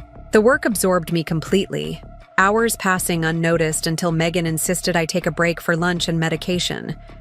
You seem different today, she observed as we ate. More focused. I feel different, I admitted. Like I'm finally moving, from defense to offense, from reacting to creating. My phone buzzed with a call from Rachel Green at Evergreen Property Management. Mrs. Mitchell, I have some news you should hear directly, she said after greeting me. Eleanor Mitchell is attempting to contact tenants at Parkview. How? She's in custody. Apparently, she's been making calls from the detention facility. One of our tenants forwarded a voicemail asking them to write character reference letters for her bail appeal, claiming she's being framed by financial predators who want to evict everyone from Parkview. The audacity was breathtaking. Even behind bars, Eleanor was manipulating, lying, trying to position herself as the victim rather than the perpetrator. Has anyone responded? I asked. Not that we know of. Most tenants are understandably confused. Mrs. Cooper in Unit 3 called me directly, asking what's really happening with the building. Mrs. Cooper. I remembered her from my childhood visits to my grandmother, a retired schoolteacher who had lived at Parkview for decades. My grandmother had always spoken highly of her. What did you tell her? The truth. That ownership is in dispute due to fraudulent documents, but that the original owner's granddaughter is fighting to reclaim the property and has no plans for evictions. Hearing myself described as the original owner's granddaughter, rather than Daniel's wife, felt right somehow. My connection to Parkview predated my marriage. It would outlast its dissolution. Thank you for handling it so well, I told Rachel. Would it be possible to arrange a meeting with the tenants? They deserve to hear directly from me what's happening, and my intentions for the building. Rachel sounded relieved. I think that would be extremely helpful. The uncertainty has everyone on edge. When did you have in mind? As soon as possible, I decided. Tomorrow evening? After finalizing arrangements for a 7 p.m. meeting in Parkview's community room, I returned to my sketches with renewed purpose. These weren't just theoretical designs anymore. They were promises I would make directly to the people whose homes were at stake. Detective Warren called that afternoon with yet another development. Daniel had been located in Grand Cayman, detained. By local authorities pending the extradition hearing, the FBI had frozen additional accounts there containing nearly $300,000 more, bringing the total recovered funds to over $1 million so far. He didn't expect to be found so quickly, Detective Warren explained. Our financial crimes unit coordinated with international partners to expedite the process, given the clear evidence and the circumstances of your hospitalization. Daniel, in custody. Eleanor, denied bail. Martin Walsh, cooperating with prosecutors. The house of cards they had built was collapsing rapidly, each new development creating momentum for justice. But justice, I was learning, wasn't the same as healing. It wasn't the same as rebuilding. Both would take time, intention, and a clarity of purpose that was only beginning to emerge from the chaos of betrayal. That evening, reviewing my designs for Parkview while Megan prepared dinner, I realized something fundamental had shifted within me. The initial shock and victimhood had given way to something stronger. Not just resilience, but a determination to create meaning from this experience. Daniel and Eleanor had emptied my accounts, tried to steal my inheritance, and left me hospitalized and alone. They had calculated that I would be too weak, too devastated, too financially depleted to fight back effectively. It was the greatest miscalculation of their lives. The community room at Parkview Apartments was more crowded than I had anticipated. Nearly all 24 residents had gathered, their faces a mix of concern, curiosity, and in some cases, open hostility. I couldn't blame them. Their homes were at stake, caught in a legal battle they hadn't created and couldn't control. "Thank you all for coming," Rachel Green from Evergreen Property Management began, standing beside me at the front of the room. "As promised, this is Sarah Mitchell, granddaughter of Elizabeth Parker, the original owner of Parkview." I took a deep breath, trying to ignore the twinge of pain from my still healing incision. 10 days after emergency surgery, I was mobile but far from fully recovered. Jason had advised against this meeting, concerned about the stress. Megan had insisted on accompanying me, hovering protectively nearby. But this was something I needed to do myself. "Hello, everyone," I began, my voice steadier than I felt. "I know you've all received eviction notices from Bayview Development, and I'm sure you've heard rumors about what's happening with the building. I wanted to meet with you directly to explain the situation and my intentions going forward." Mrs. Cooper, the retired teacher from Unit 3, spoke first. "Are you really fighting to keep the building?" Eleanor Mitchell called several of us, saying, "We should support her against financial predators trying to force everyone out." The mention of Eleanor's name sent a cold wave through me, but I maintained my composure. "Yes, I am fighting to keep the building. The truth is that my grandmother left Parkview to me when she passed away 5 years ago. The property was fraudulently transferred and sold without my knowledge or consent while I was hospitalized for emergency surgery." Murmurs spread through the crowd as I continued. "Eleanor Mitchell, who lives in Unit 7, participated in this fraud along with my husband Daniel. They're both currently in custody facing criminal charges." The revelation that Eleanor was involved in the fraud scheme elicited gasps from several residents. They'd known her as a neighbor for 2 years, never suspecting her connection to the property's owner or her role in its fraudulent sale. "What about our homes?" asked a young woman holding a toddler. "We can't afford to move, especially with such short notice." "That's why I'm here," I assured her, moving to the easel where I'd mounted my preliminary renovation sketches. "If I'm successful in reclaiming ownership, and my legal team believes we have a very strong case, I have no intention of converting Parkview to luxury condominiums as Bayview planned." I unveiled the sketches, showing my vision for Parkview's future. "Instead, I want to renovate the building thoughtfully, updating systems, improving energy efficiency, adding some community amenities, but maintaining affordability and preventing displacement." For the next hour, I presented my plans, answered questions, and listened to residents' concerns and suggestions. Their input was invaluable, practical insights only long-term occupants could provide. Which areas flooded during heavy rains? Where the insulation was insufficient? Which community amenities would be most appreciated? As the meeting concluded, Mrs. Cooper approached me, her expression thoughtful. "You're very different from your mother-in-law," she observed. Eleanor always had an air of looking down on this place, like living here was beneath her somehow. I couldn't help but smile at the irony. Eleanor never knew I owned the building. She had no idea her rent checks were ultimately coming to me. Mrs. Cooper's eyes widened. "Oh my, that explains why she was always so secretive about her connection to the owner. She implied she had special status here through family connections." Another piece of Eleanor's deception. Even among her neighbors, she couldn't resist creating false impressions of privilege and connection. "Is it true what they're saying?" Mrs. Cooper asked more quietly. "That they drained your accounts while you were having surgery?" I nodded, not trusting myself to elaborate without letting anger creep into my voice. Despicable, she declared, with the moral certainty of someone who had spent decades instilling values in young minds. Elizabeth would be proud of how you're handling this. She often spoke of her granddaughter, the designer who would create beautiful spaces that improve people's lives. Those were her exact words. Tears pricked at my eyes. I hadn't known my grandmother had spoken of me that way to others. The validation of my current path, coming indirectly from her through Mrs. Cooper's memory, felt like a blessing from beyond. By the time Megan drove me back to her loft, exhaustion had set in, but so had a renewed sense of purpose.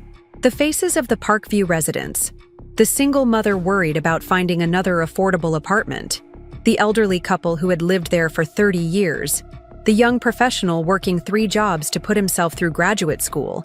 They weren't just abstract tenants anymore.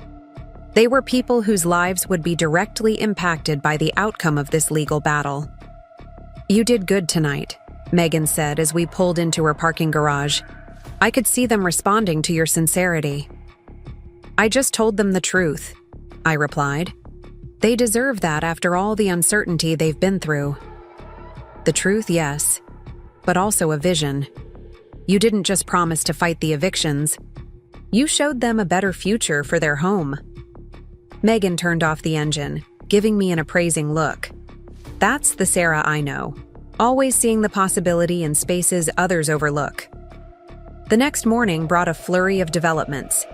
Jason called early, his voice animated with cautious optimism. "The meeting with Bayview's attorneys went better than expected," he reported. "After reviewing the evidence from Martin Walsh's files and learning about the FBI involvement, they're eager to distance themselves from the fraud. They've offered to rescind the purchase and return the property in exchange for repayment of their initial investment minus damages." "That's wonderful news," I said, relief washing over me. "How soon could this happen?" "These things still take time, but we're talking weeks rather than months. There's more. The FBI has recovered additional funds from accounts Daniel established in Singapore. Combined with the frozen assets in the Caymans and what remains in the LLC account, we're approaching full financial recovery. Full financial recovery. The prospect seemed impossible just days ago when I'd awakened in the hospital to discover my accounts drained. "What about Daniel's extradition?" I asked, the last major piece of the puzzle. "The hearing is scheduled for next week. Given the evidence and the charges, the FBI expects it to be approved. Daniel could be back on U.S. soil facing charges within the month." After the call ended, I sat on Megan's balcony, sipping coffee and absorbing the rapidly evolving situation.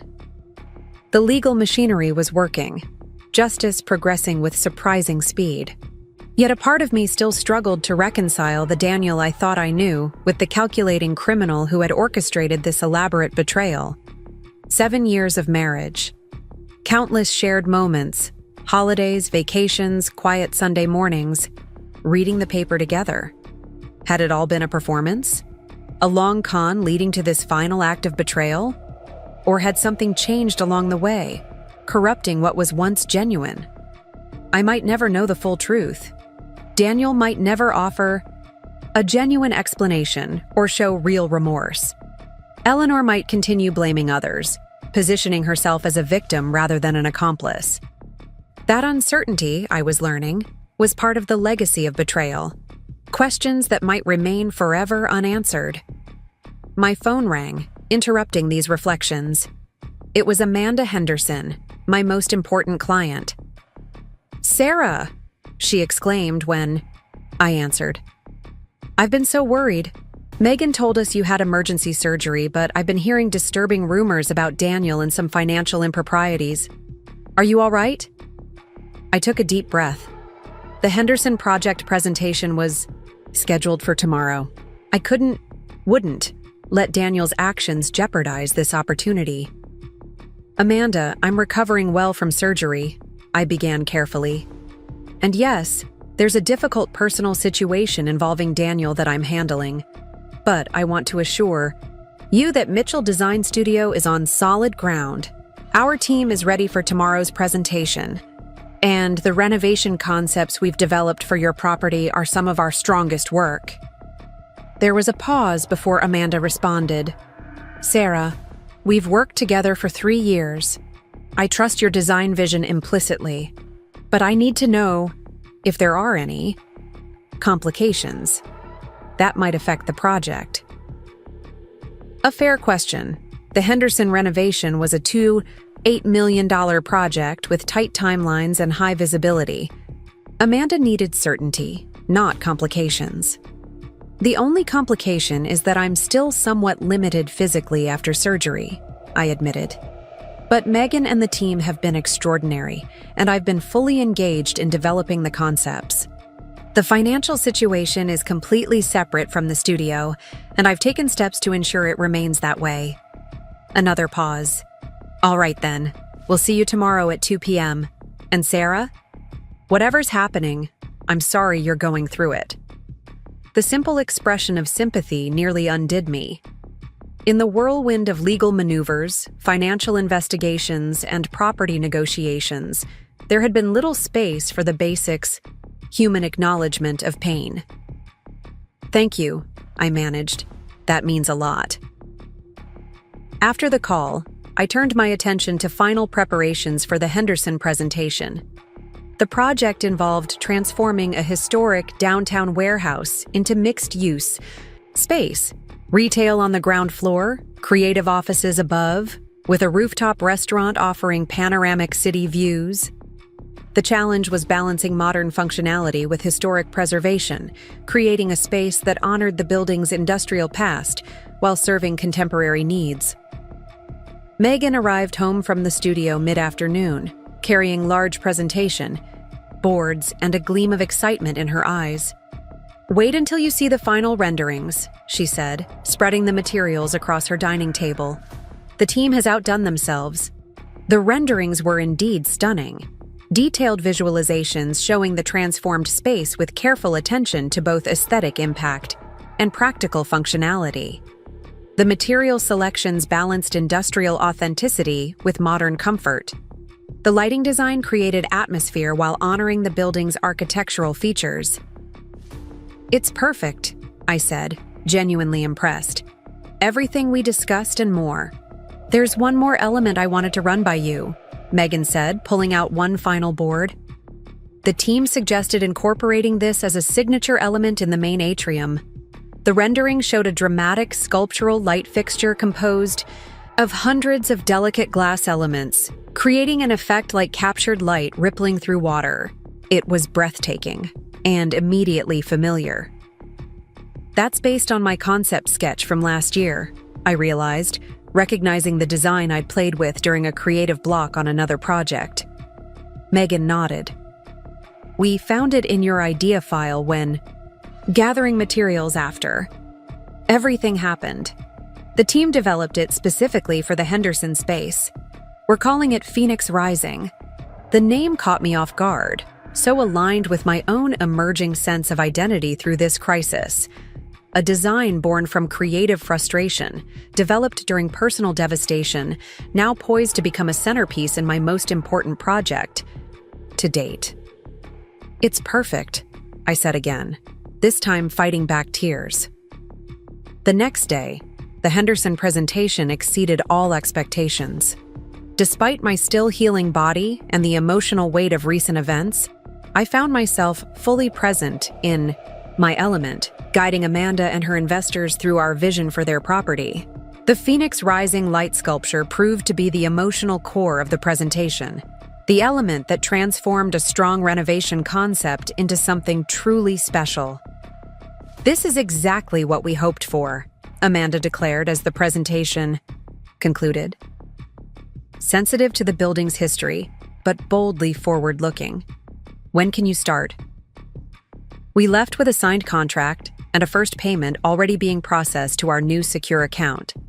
As Megan drove me back to her loft, a text came in from Jason. Bayview agreement finalized. Property return in process. Call when you can. One by one, the pieces were falling into place. The Henderson contract secured. Parkview returning to my ownership. Financial assets being recovered. Daniel facing extradition. Eleanor denied bail. Yet amid these victories, a question loomed. What kind of life did I want to build from the ashes of betrayal? Who was Sarah Mitchell beyond the identify of Daniel's wife, beyond the victim of Eleanor's schemes? These questions occupied my thoughts as I recovered, gradually increasing my time at the studio, developing detailed plans for both the Henderson project and the Parkview renovations. Jason secured court approval to use some of the recovered funds for the Parkview improvements, arguing successfully that this would restore value to an asset that had been damaged by the fraudulent sale. 3 weeks after my discharge from the hospital, Detective Warren called with news. Daniel's extradition had been approved. He would be returned to the United States within days to face multiple federal charges. Would you like to be notified? When he arrives, the detective asked. Some victims find it helpful for closure. Victim. The word still felt uncomfortable, ill-fitting. Yes, I decided. I would like to know. 2 days later, the notification came. Daniel was in federal custody in Miami, awaiting transfer to Oakwood Valley. According to Detective Warren, he had said little since his detention, maintaining that Eleanor had acted without his knowledge and that he had left the country for a previously planned business opportunity. The lies continued, it seemed, even when the truth was documented in his own emails. That evening, I received another call, this one unexpected. Mrs. Mitchell? An unfamiliar voice asked. This is Carol Winters, Eleanor Mitchell's court-appointed attorney. My client has requested a meeting with you. The request caught me completely off guard. Why would she want to meet with me? She claims to have information about additional assets you may not be aware of. Information she's willing to share in exchange for your support at her sentencing hearing. Another manipulation, another scheme. Yet curiosity stirred beneath my skepticism. What assets might still be hidden? What game was Eleanor playing now?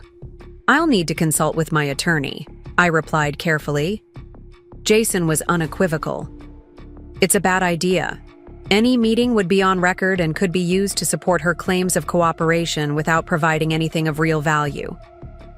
But if there are additional assets we haven't located, the financial forensics team is being very thorough, Jason countered.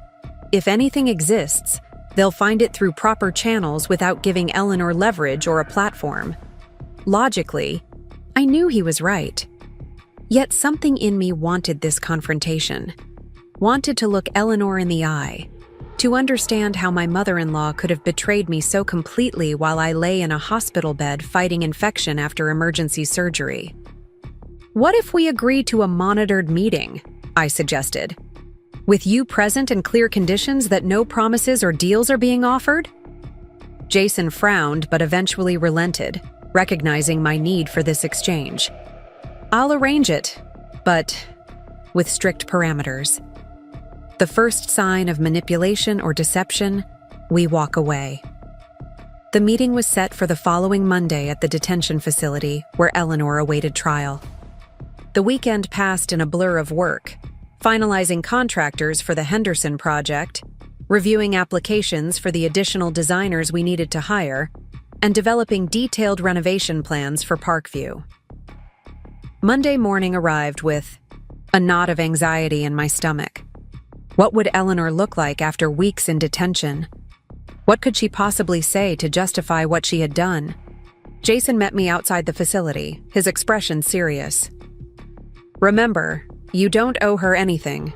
Your presence alone is more than she deserves. The visiting room was stark, a simple table, bolted to the floor, with chairs on either side. Eleanor entered escorted by a guard, her normally perfect appearance significantly diminished by the detention uniform and lack of hairstyling products. Without her carefully maintained facade, she looked older, smaller somehow.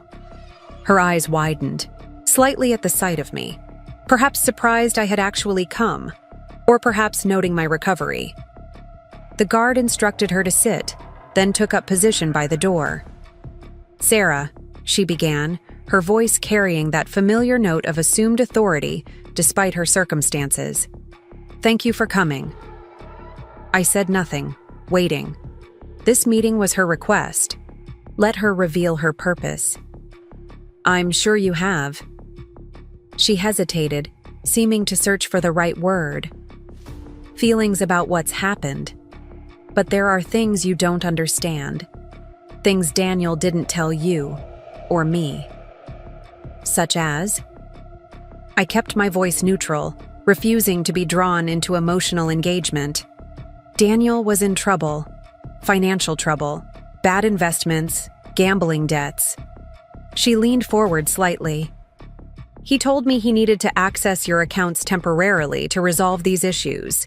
He promised everything would be replaced before you even noticed." The narrative was so transparently self-serving, it would have been laughable if not for the breathtaking audacity behind it. "Eleanor," I said evenly, "the FBI has Daniel's emails explicitly detailing your joint plans. They have the fraudulent property documents. They have records of the life insurance policy he took out without my knowledge. They have transfer records showing systematic movement of funds while I was in surgery." Her expression flickered, but she pressed on. "I was manipulated. You know how persuasive Daniel can be. I trusted my son." "Stop!" The word came out sharper than I'd intended. "I didn't come here to listen to lies. You mentioned information about additional assets. That's the only reason I agreed to this meeting." Eleanor's demeanor shifted, calculation replacing pretended maternal concern. "There's a storage unit in Tampa. Unit 247 at Secure Storage on Palmetto Street. The key is hidden in a magnetic box under the back bumper of Daniel's car, which should still be in your garage." "What's in the storage unit?" "Items from your house, jewelry, artwork, some financial documents. Things Daniel thought might have value or sentimental importance." "Things they had stolen from me," she meant. "My possessions they had planned to retrieve once safely established in Florida." "Is that all?" I asked, preparing to leave. "There's more," Eleanor said quickly, sensing my withdrawal. "Offshore accounts Daniel didn't access from his laptop, accounts the FBI hasn't found." Now we reached the heart of it, the bargaining. Chip, she believed, would secure my support at her sentencing. "Where are these accounts?" "I'll provide that information if you agree to speak at my sentencing hearing. Tell them I cooperated, that I was coerced by Daniel." I studied her face. The face of the woman who had never accepted me, who had undermined me throughout my marriage, who had participated in stealing my inheritance while I fought for my life in a hospital bed. Now she wanted my help to minimize her consequences. "Here's what's going to happen, Eleanor," I said, my voice steady and clear. "I'm going to tell Detective Warren about the storage unit. If it exists and contains my stolen property as you've claimed, that information will be provided to the prosecutor and judge. If you have information about additional offshore accounts, I suggest you provide it directly to the FBI without conditions." Her face hardened. "You were never good enough for him, you know. Daniel deserved someone from a better family, someone who understood our world." The attack was so predictable, so aligned with her consistent pattern of belittlement, that it had no power to wound me. This woman's opinion of my worth no longer mattered, if it ever truly had. "Our world, Eleanor, is about to become very small for both you and Daniel. Prison cells typically are." I stood, signaling to Jason that the meeting was concluded. "For what it's worth, I hope you find some measure of truth and accountability during your time there. It's the only path to actual redemption." Her face contorted with anger, but I was already turning away, done with her manipulations, her lies, her toxic presence in my life. Outside in the clear autumn air, I took a deep breath, feeling as though a weight had been lifted. The confrontation I had both dreaded and needed was complete, and Eleanor held no more power over me. No power to hurt, to manipulate, to diminish. "You handled that perfectly," Jason said as we walked to his car. "Should we notify Detective Warren about the storage unit?" "Yes, though I doubt anything of real value is there. It was just a carrot to get me to this meeting." I gazed at the detention facility behind us, a concrete and steel manifestation of consequences finally being faced. The offshore accounts are probably fictional too. One last desperate attempt at leverage. As predicted, the storage unit did exist, but contained only a few minor items from our house. Some framed photos, winter clothes, household decorations. Nothing of significant financial or sentimental value. No documents revealing hidden accounts. Just another small deception in Eleanor's pattern of manipulations. Daniel's arraignment the following week was a media event, with local news covering the story of the marketing executive who had allegedly defrauded his own wife while she was hospitalized, attempted to steal her inheritance, and then fled the country. I declined to attend, focusing instead on the Henderson Project kickoff and Parkview renovation plans. 6 weeks after my emergency surgery, life had established a new rhythm. I had moved from Megan's loft into a rented downtown apartment. Simple but elegant, with large windows overlooking the city park. Mitchell Design Studio was thriving, with the Henderson project progressing ahead of schedule and new clients attracted by our innovative work. The Parkview renovations were underway, with residents actively involved in the process, creating a true community revitalization rather than mere physical improvements. I was healing, physically, emotionally, professionally. The surgical scar was fading. The sense of betrayal, while never completely erasable, had lost its sharp edge of pain. My business was stronger than ever, my creative vision clearer, my purpose more defined. Daniel and Eleanor had emptied my accounts during my hospital stay, never realizing I was Eleanor's landlord. They had miscalculated monumentally, underestimating my resilience, my resources, my resolve. Their betrayal, meant to destroy me, had instead catalyzed a transformation they could never have foreseen. As I reviewed the latest renderings for the Parkview community space, featuring natural light, flexible gathering areas, and elements designed with input from the residents themselves, I realized that this, creating beauty and functionality from challenging circumstances, had always been my strength as a designer. Now I was applying that same skill to redesigning my own life, creating something stronger and more authentic from the broken pieces Daniel and Eleanor had left behind. My phone buzzed with a text from Megan. "Phoenix Rising installation just arrived for Henderson Building. It's spectacular. Coming to see it?" I smiled, gathering my things. The symbolism couldn't be more perfect.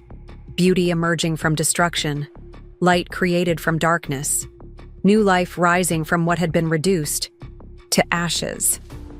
My mother-in-law had emptied my bank accounts during my hospital stay. She had no idea I was her landlord. But more importantly, neither she nor Daniel had any idea who I truly was, the strength I possessed, the vision I could manifest, the life I would create from their betrayal. That was their final, most consequential miscalculation. 1 year after my emergency appendectomy, I stood in the newly renovated community room at Parkview Apartments, surrounded by residents, contractors, and local press.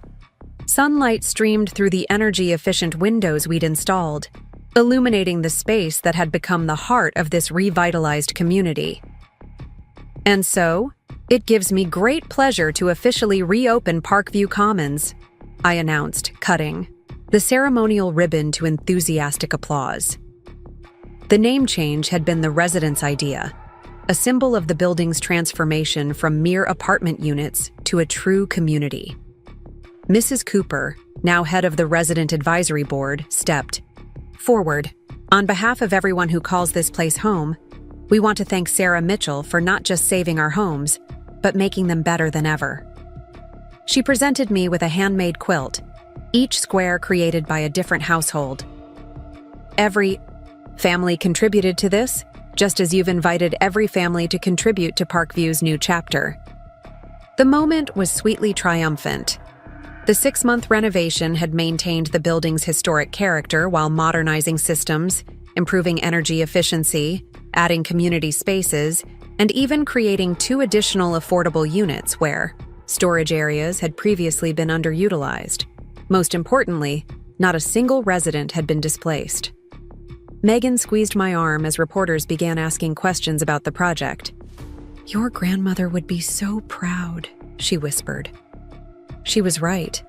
This renovation honored my grandmother's legacy far better than simply preserving the building as it had been. Elizabeth Parker had always believed in practical improvements and community investment. She would have approved wholeheartedly of Parkview Commons. After the ceremony, Rachel Green from Evergreen Property Management approached with a thin folder. "The final accounting for the renovation," she said. "We came in just under budget." The renovation had been funded through a combination of recovered funds from Daniel's fraud, grants for affordable housing preservation, and energy efficiency incentives. The financial structure we'd created ensured Parkview would remain affordable for decades to come, while generating enough revenue for ongoing maintenance and improvements.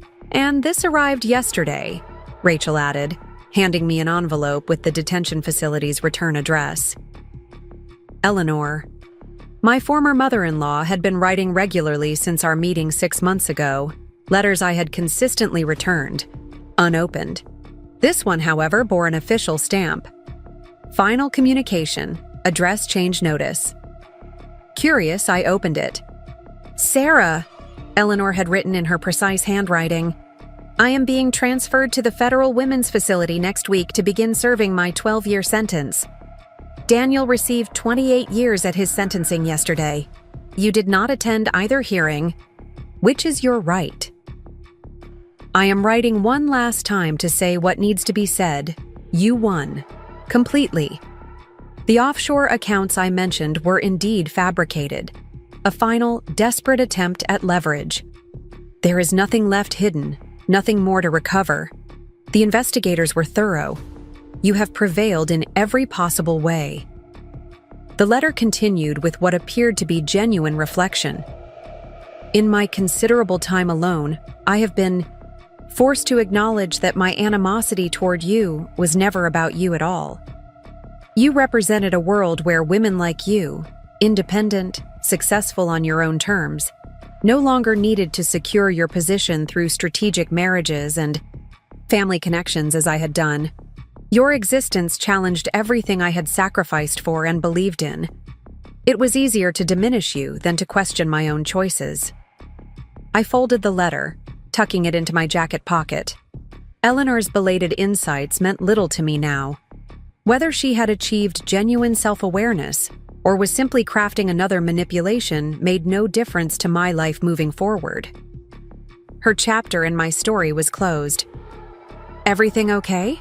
Megan asked, noticing my expression. "Yes," I said, genuinely meaning it.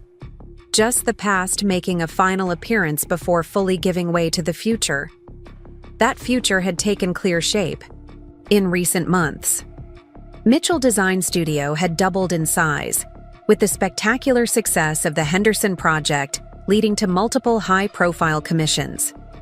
We'd moved to larger offices in the Arts District, where my team of talented designers tackled projects ranging from boutique retail spaces to community-centered developments similar to Parkview. The philosophy guiding my work had evolved too. While I still created beautiful spaces for wealthy clients, I had established the Parker Foundation, named for my grandmother, which dedicated a percentage of the studio's profits to affordable housing preservation and community-centered design. The foundation had already partnered with 2 other at-risk apartment buildings in Oakwood Valley, helping resident associations purchase their buildings and implement sustainable renovation plans. Professionally, I had never been more successful or fulfilled. The betrayal that had nearly destroyed me had instead crystallized my purpose, clarifying what truly mattered in my work and life. Personally, healing had come more gradually. Trust didn't come easily after such profound deception. Dating felt foreign, almost impossible at first. How could I believe in anyone's sincerity when the man I had shared 7 years with had been plotting against me, potentially even hoping for my death? The trauma counselor Dr. Patel had recommended helped me work through these fears. "What happened to you was extraordinary," she reminded me often. "Most people aren't capable of such calculated betrayal. By assuming everyone will betray you, like Daniel did, you give him ongoing power over your life." Slowly, I had rebuilt my capacity for trust, first with established friends like Megan, then with new acquaintances who demonstrated consistency and integrity over time. I had even begun dating recently, cautiously allowing someone new into my life. Mark was an architect I'd collaborated with on the Henderson project, straightforward, transparent, and patient with my careful pace. "Ready to head to the reception?" Megan asked, bringing me back to the present moment. The neighborhood association was hosting a celebration at the local community center, honoring Parkview Commons as a model for affordable housing preservation. It represented everything I believed in professionally: functional, beautiful design that improved lives rather than just impressing visitors. "Absolutely," I replied, taking one last look around the community room where my journey of recovery had truly begun when I'd met with anxious residents to share my vision for their homes. As we walked the 3 blocks to the community center, residents stopped to thank me along the way. Mr. Jimenez from Unit 12 proudly showed me photos of the tomatoes growing in the new rooftop garden. The Rodriguez children excitedly described the mural they were creating for the playground area, with help from a local artist. Ms. Taylor, who had initially been the most skeptical about the renovation, invited me to see her beautiful new kitchen, windows that catch the morning light perfectly. These small interactions meant more to me than any architectural award or magazine feature ever could. They represented real impact on real lives, the ultimate validation of the path I'd chosen. The community center was already buzzing with activity when we arrived. Local officials mingled with residents and members of the press. A display of before and after photographs documented Parkview's transformation, while architectural renderings showed future plans for the surrounding neighborhood, inspired by our project's success. Amanda Henderson approached immediately, champagne flutes in hand. "The woman of the hour. I've been singing your praises to everyone who'll listen." The Henderson project had been completed 4 months earlier to widespread acclaim, putting Mitchell Design Studio firmly on the map for innovative adaptive reuse designs.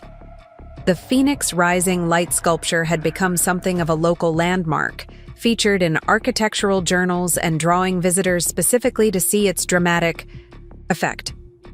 "Sarah!" Jason called, making his way through the crowd with Kevin Wong beside him. "Sorry we're late. Court ran long." "Good news, I hope?" I asked. Jason's smile was answer enough. The final settlement was approved.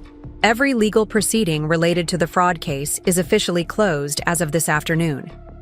Kevin added, "The last of the recovered funds, approximately $215,000 from Daniel's hidden Singapore account, has been released from the court's control. I've already initiated the transfer to your primary account." The total financial recovery had been impressive, nearly $7 million between the frozen accounts, property restitution, and settlements from Bayview Development and Martin Walsh. It wasn't everything that had been taken, but it was far more than most fraud victims ever recovered. Yet the money itself no longer felt like the most important outcome. What mattered more was the purpose I'd found for those funds through the Parker Foundation and Parkview Commons. "Perfect timing," I said, raising my glass.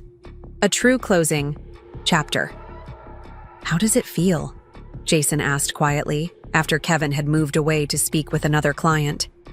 "To have it officially over?" I considered the question carefully. "Less cathartic than I expected," I admitted. "The legal resolution matters, of course, but the real closure happened when I realized I was no longer defining myself by what had been done to me." Jason nodded thoughtfully. That's the difference between justice and healing. They're related but distinct processes. Exactly. The justice system handled Daniel and Eleanor. But rebuilding my life, that was work only. I could do. I gestured around at the celebration. And this is what I chose to build. Jason raised his glass in silent toast, understanding the journey I'd made from victim to creator. We'd developed a genuine friendship over these months of legal battles, his initial professional concern evolving into respect, and now warm collegiality. There's something else you should know, he said. Daniel has filed an appeal on his conviction. The news didn't surprise me. Daniel would never accept responsibility or consequences if there was any possibility of escape or manipulation. Will it succeed? I asked. Highly unlikely. The evidence is overwhelming, and his flight to the Caymans didn't help his credibility with the court. But I wanted you to hear it from me, not see it in the news. I appreciated his thoughtfulness. Thank you. But honestly, Daniel's legal maneuvers don't affect me anymore. He exists in a separate universe now. As the celebration continued, the mayor of Oakwood Valley approached with the city planning director. Ms. Mitchell, the transformation you've achieved here is remarkable. We'd like to discuss involving the Parker Foundation in the West Side Revitalization Initiative. The West Side District was a historically working-class neighborhood facing intense gentrification pressure as developers bought up older properties. 4 small apartment buildings there were at risk of conversion to luxury units, potentially displacing dozens of families. I'd be very interested in that conversation, I replied, already mentally sketching possibilities. Preserving existing. Affordable housing is exactly what the foundation was created to support. The planning director nodded enthusiastically. What you've accomplished at Parkview, improving quality while maintaining affordability, is precisely the model we want to encourage. The council has set aside matching funds for preservation projects, but we need partners with your expertise and vision. The architectural challenges would be significant, I noted, thinking of the pre-war buildings in that neighborhood. But that often creates the most interesting design opportunities. I'd love to tour the properties next week. Excellent. I'll have my assistant arrange it, the mayor replied, clearly pleased. The current owners are considering offers from several developers, but they've given the city a short window to present preservation alternatives. Community input would be essential, I added. Involving current residents from the beginning creates better outcomes for everyone. The planning director looked impressed. That was exactly our thinking. Your approach with Parkview, making residents partners rather than passive recipients, that's what distinguished this project from typical renovations. Another challenge, another opportunity to create something meaningful from difficult circumstances. The rhythm of my new life was becoming clear. Identify vulnerable communities, develop practical preservation strategies, implement thoughtful improvements that honored existing residents while securing long-term affordability. Mark arrived as I was finishing my conversation with the city officials. He'd been overseeing final details on another project and had come directly from the site, his tie loosened and sleeves rolled up after a long day. Sorry I'm late, he said, kissing my cheek. The contractor had questions about the structural supports for the rooftop garden. Our relationship had developed slowly over the past 5 months, beginning with professional collaboration on the Henderson project and gradually evolving into something more personal. Mark understood the weight of betrayal I carried. Never. Pushing for more trust than I was ready to give, demonstrating his reliability through consistent actions rather than grand promises. You're just in time, I assured him. The mayor was discussing the West Side Revitalization Initiative. Your firm might be interested in the architectural challenges there. Mark's eyes lit up with professional excitement. The pre-war buildings? On Elm Street? Those have incredible potential with the right approach. The load-bearing elements are remarkably sound despite their age. As he chatted with the planning director about architectural considerations, I found myself studying his animated expression, the genuine enthusiasm he brought to preservation work rather than showy new construction. Another man might have seen the West Side buildings as teardowns, opportunities for profitable redevelopment. Mark saw their character, their history, their continued potential to serve communities. The contrast with Daniel couldn't have been more stark. Where my ex-husband had viewed properties as commodities to exploit for maximum personal gain, Mark saw them as living spaces with social value beyond their market price. Where Daniel had cultivated calculated charm, Mark offered straightforward integrity. Where Daniel had presented a carefully manufactured image, Mark simply was himself, sometimes rumpled, occasionally working too late, consistently authentic. "You're staring," Megan whispered, appearing at my side with fresh drinks. "Just thinking." "About contrasts," I admitted, "and choices. Good choices from where I'm standing." She nodded toward Mark, who was now sketching something on a napkin for the planning director. "He looks at you the way someone looks at a sunrise." The observation made me blush. "We're taking it slowly." "As you should," she agreed. "But it's nice to see you open to possibilities again. A year ago, I wasn't sure you'd ever trust anyone new."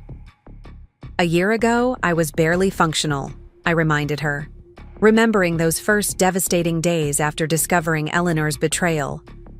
"You pretty much ran my life while I tried to process what was happening." "That's what friends do," she replied simply. "You'd have done the same for me." Our friendship had deepened through the crisis, evolving from business partners with shared interests to something more like family. Megan had seen me at my lowest, most vulnerable point, and had never wavered in her support. That kind of loyalty couldn't be manufactured or performed. It was either present or absent in times of true need. Mrs. Cooper joined us, pride evident in her bearing as other community organizers sought her advice about resident-led initiatives. "Sarah, I've been meaning to ask, did you ever hear back from that reporter who wanted to do the feature story on Parkview Commons?" "Yes, they're coming next week for interviews. They want to focus on the community participation aspects of the renovation." The national magazine coverage would bring attention to our model of affordable housing preservation, potentially inspiring similar projects elsewhere. Wonderful. Several residents have stories they're eager to share about the process. Mrs. Cooper had become a powerful advocate for tenant rights beyond Parkview, speaking at city council meetings and advising other buildings facing redevelopment pressure. "Oh, and before I forget," she continued, "we found something during the final attic cleanout that I think belongs to your grandmother." She handed me a small, weathered leather book. Opening it, I recognized my grandmother's handwriting immediately.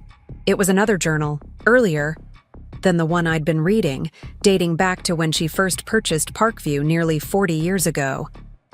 "Thank you," I said, deeply touched. "This is a treasure." As the evening progressed, I found myself observing the celebration from a slight distance, taking in the scene with a sense of quiet accomplishment. City officials chatting with residents, as equals rather than constituents. My design team discussing future possibilities with community organizers. Mark and Jason deep in conversation about affordable housing policy, both passionate about creating systemic change. This gathering represented everything I now valued: community connection, practical innovation, authentic relationships built on mutual respect. None of it would have existed without the crisis that had destroyed my former life. Eleanor's letter rustled in my pocket, a reminder of how completely my world had been upended just 1 year ago. I had awakened in a hospital bed to discover my accounts emptied, my husband fled, my mother-in-law's betrayal. In those first devastating days, simply surviving had seemed an almost insurmountable challenge. Yet here I stood, not just having survived, but having created something meaningful from the ashes of betrayal. The path hadn't been easy. There had been days of overwhelming anger, nights of paralyzing fear, moments of doubt about whether justice would ever be served. The legal battles had been exhausting, the financial recovery complex, the emotional healing a daily practice rather than a singular achievement. But standing in this room full of people united by a shared vision for community preservation, I felt a deep sense of rightness. This was where I belonged, doing work that mattered, surrounded by people of integrity who valued creation over exploitation. Later that night, back in my downtown apartment with its panoramic city views, I opened my grandmother's newly discovered journal, eager to understand more about her initial vision for Parkview. The first entry described her purchase decision. Bought the apartment building on Oak Street today. The bank manager questioned whether a woman alone could manage such a property. I refrained from pointing out that women alone have been managing households, businesses, and entire communities since time immemorial, often without recognition or support. Instead, I showed him my impeccable credit record and substantial down payment.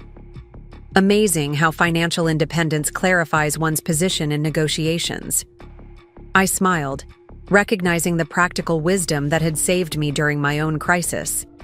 My grandmother had understood what truly mattered, not just the property itself, but the financial independence it represented, the options it created, the security it provided.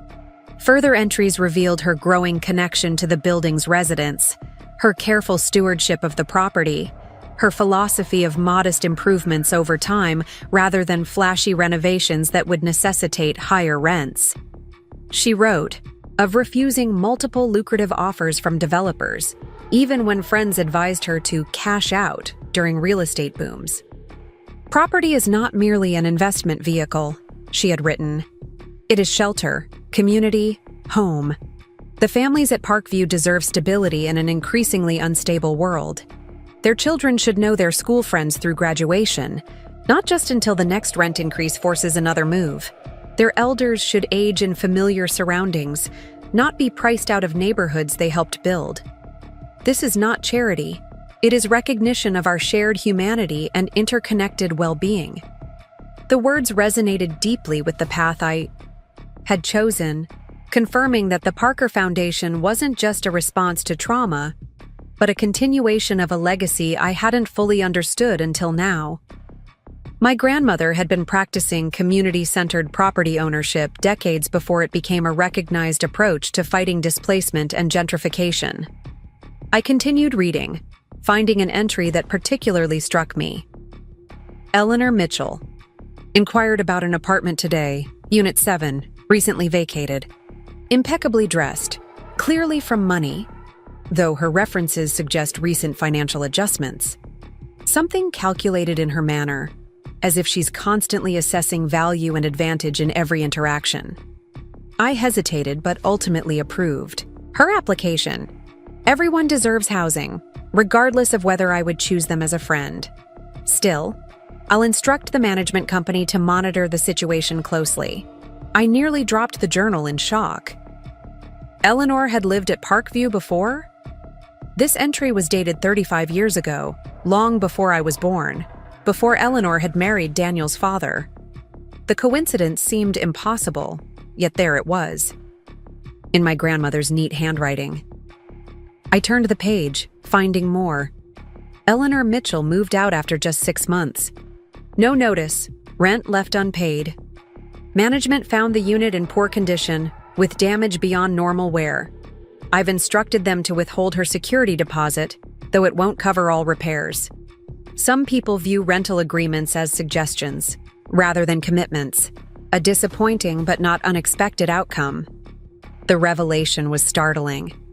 Eleanor had lived at Parkview decades before, leaving under circumstances that reflected the same disregard for others and contractual obligations she had demonstrated in our recent interactions. And then, by strange coincidence or unconscious pattern, she had returned to the same building years later, never knowing her previous landlord's granddaughter had become her daughter-in-law and current property owner. The circular nature of this connection felt meaningful somehow, as if Eleanor's character had been consistent across decades, while my grandmother's values had silently influenced my own evolution even before I fully understood them. I closed the journal, feeling a renewed connection to my grandmother and the values she had quietly modeled. The financial inheritance she had left me had indeed saved me during crisis, but her example of purposeful living was proving equally valuable in rebuilding my life. My phone chimed with a text from Mark. Just got home? Today was special. Your vision for Parkview has inspired so many, including me. Breakfast tomorrow before the West Side tour? I smiled, typing back my agreement. Tomorrow would bring new challenges, new possibilities, new opportunities to create beauty and function in spaces others had overlooked or exploited. The work ahead was substantial, but for the first time in my adult life, I felt completely aligned with my purpose. My mother-in-law had emptied my bank accounts during my hospital stay. She had no idea I was her landlord. But the greatest revelation wasn't the irony of that situation. It was discovering who I truly was beyond the roles of wife, daughter-in-law, victim, or even business owner. I was a builder of communities, a creator of spaces where people could thrive, a caretaker of my grandmother's legacy reimagined for a new era. As I turned away from the window, I caught sight of my reflection, confident, purposeful, at peace. The woman looking back at me had been forged in betrayal's fire but had emerged not just intact, but transformed, stronger, wiser, more authentic and intentional than ever before. Tomorrow would bring new challenges, new opportunities, new communities, to preserve and strengthen. I was ready for all of it, not despite what I had endured, but because of it. Up next, you've got 2 more standout stories right on your screen. If this one hit the mark, you won't want to pass these up. Just click and check them out.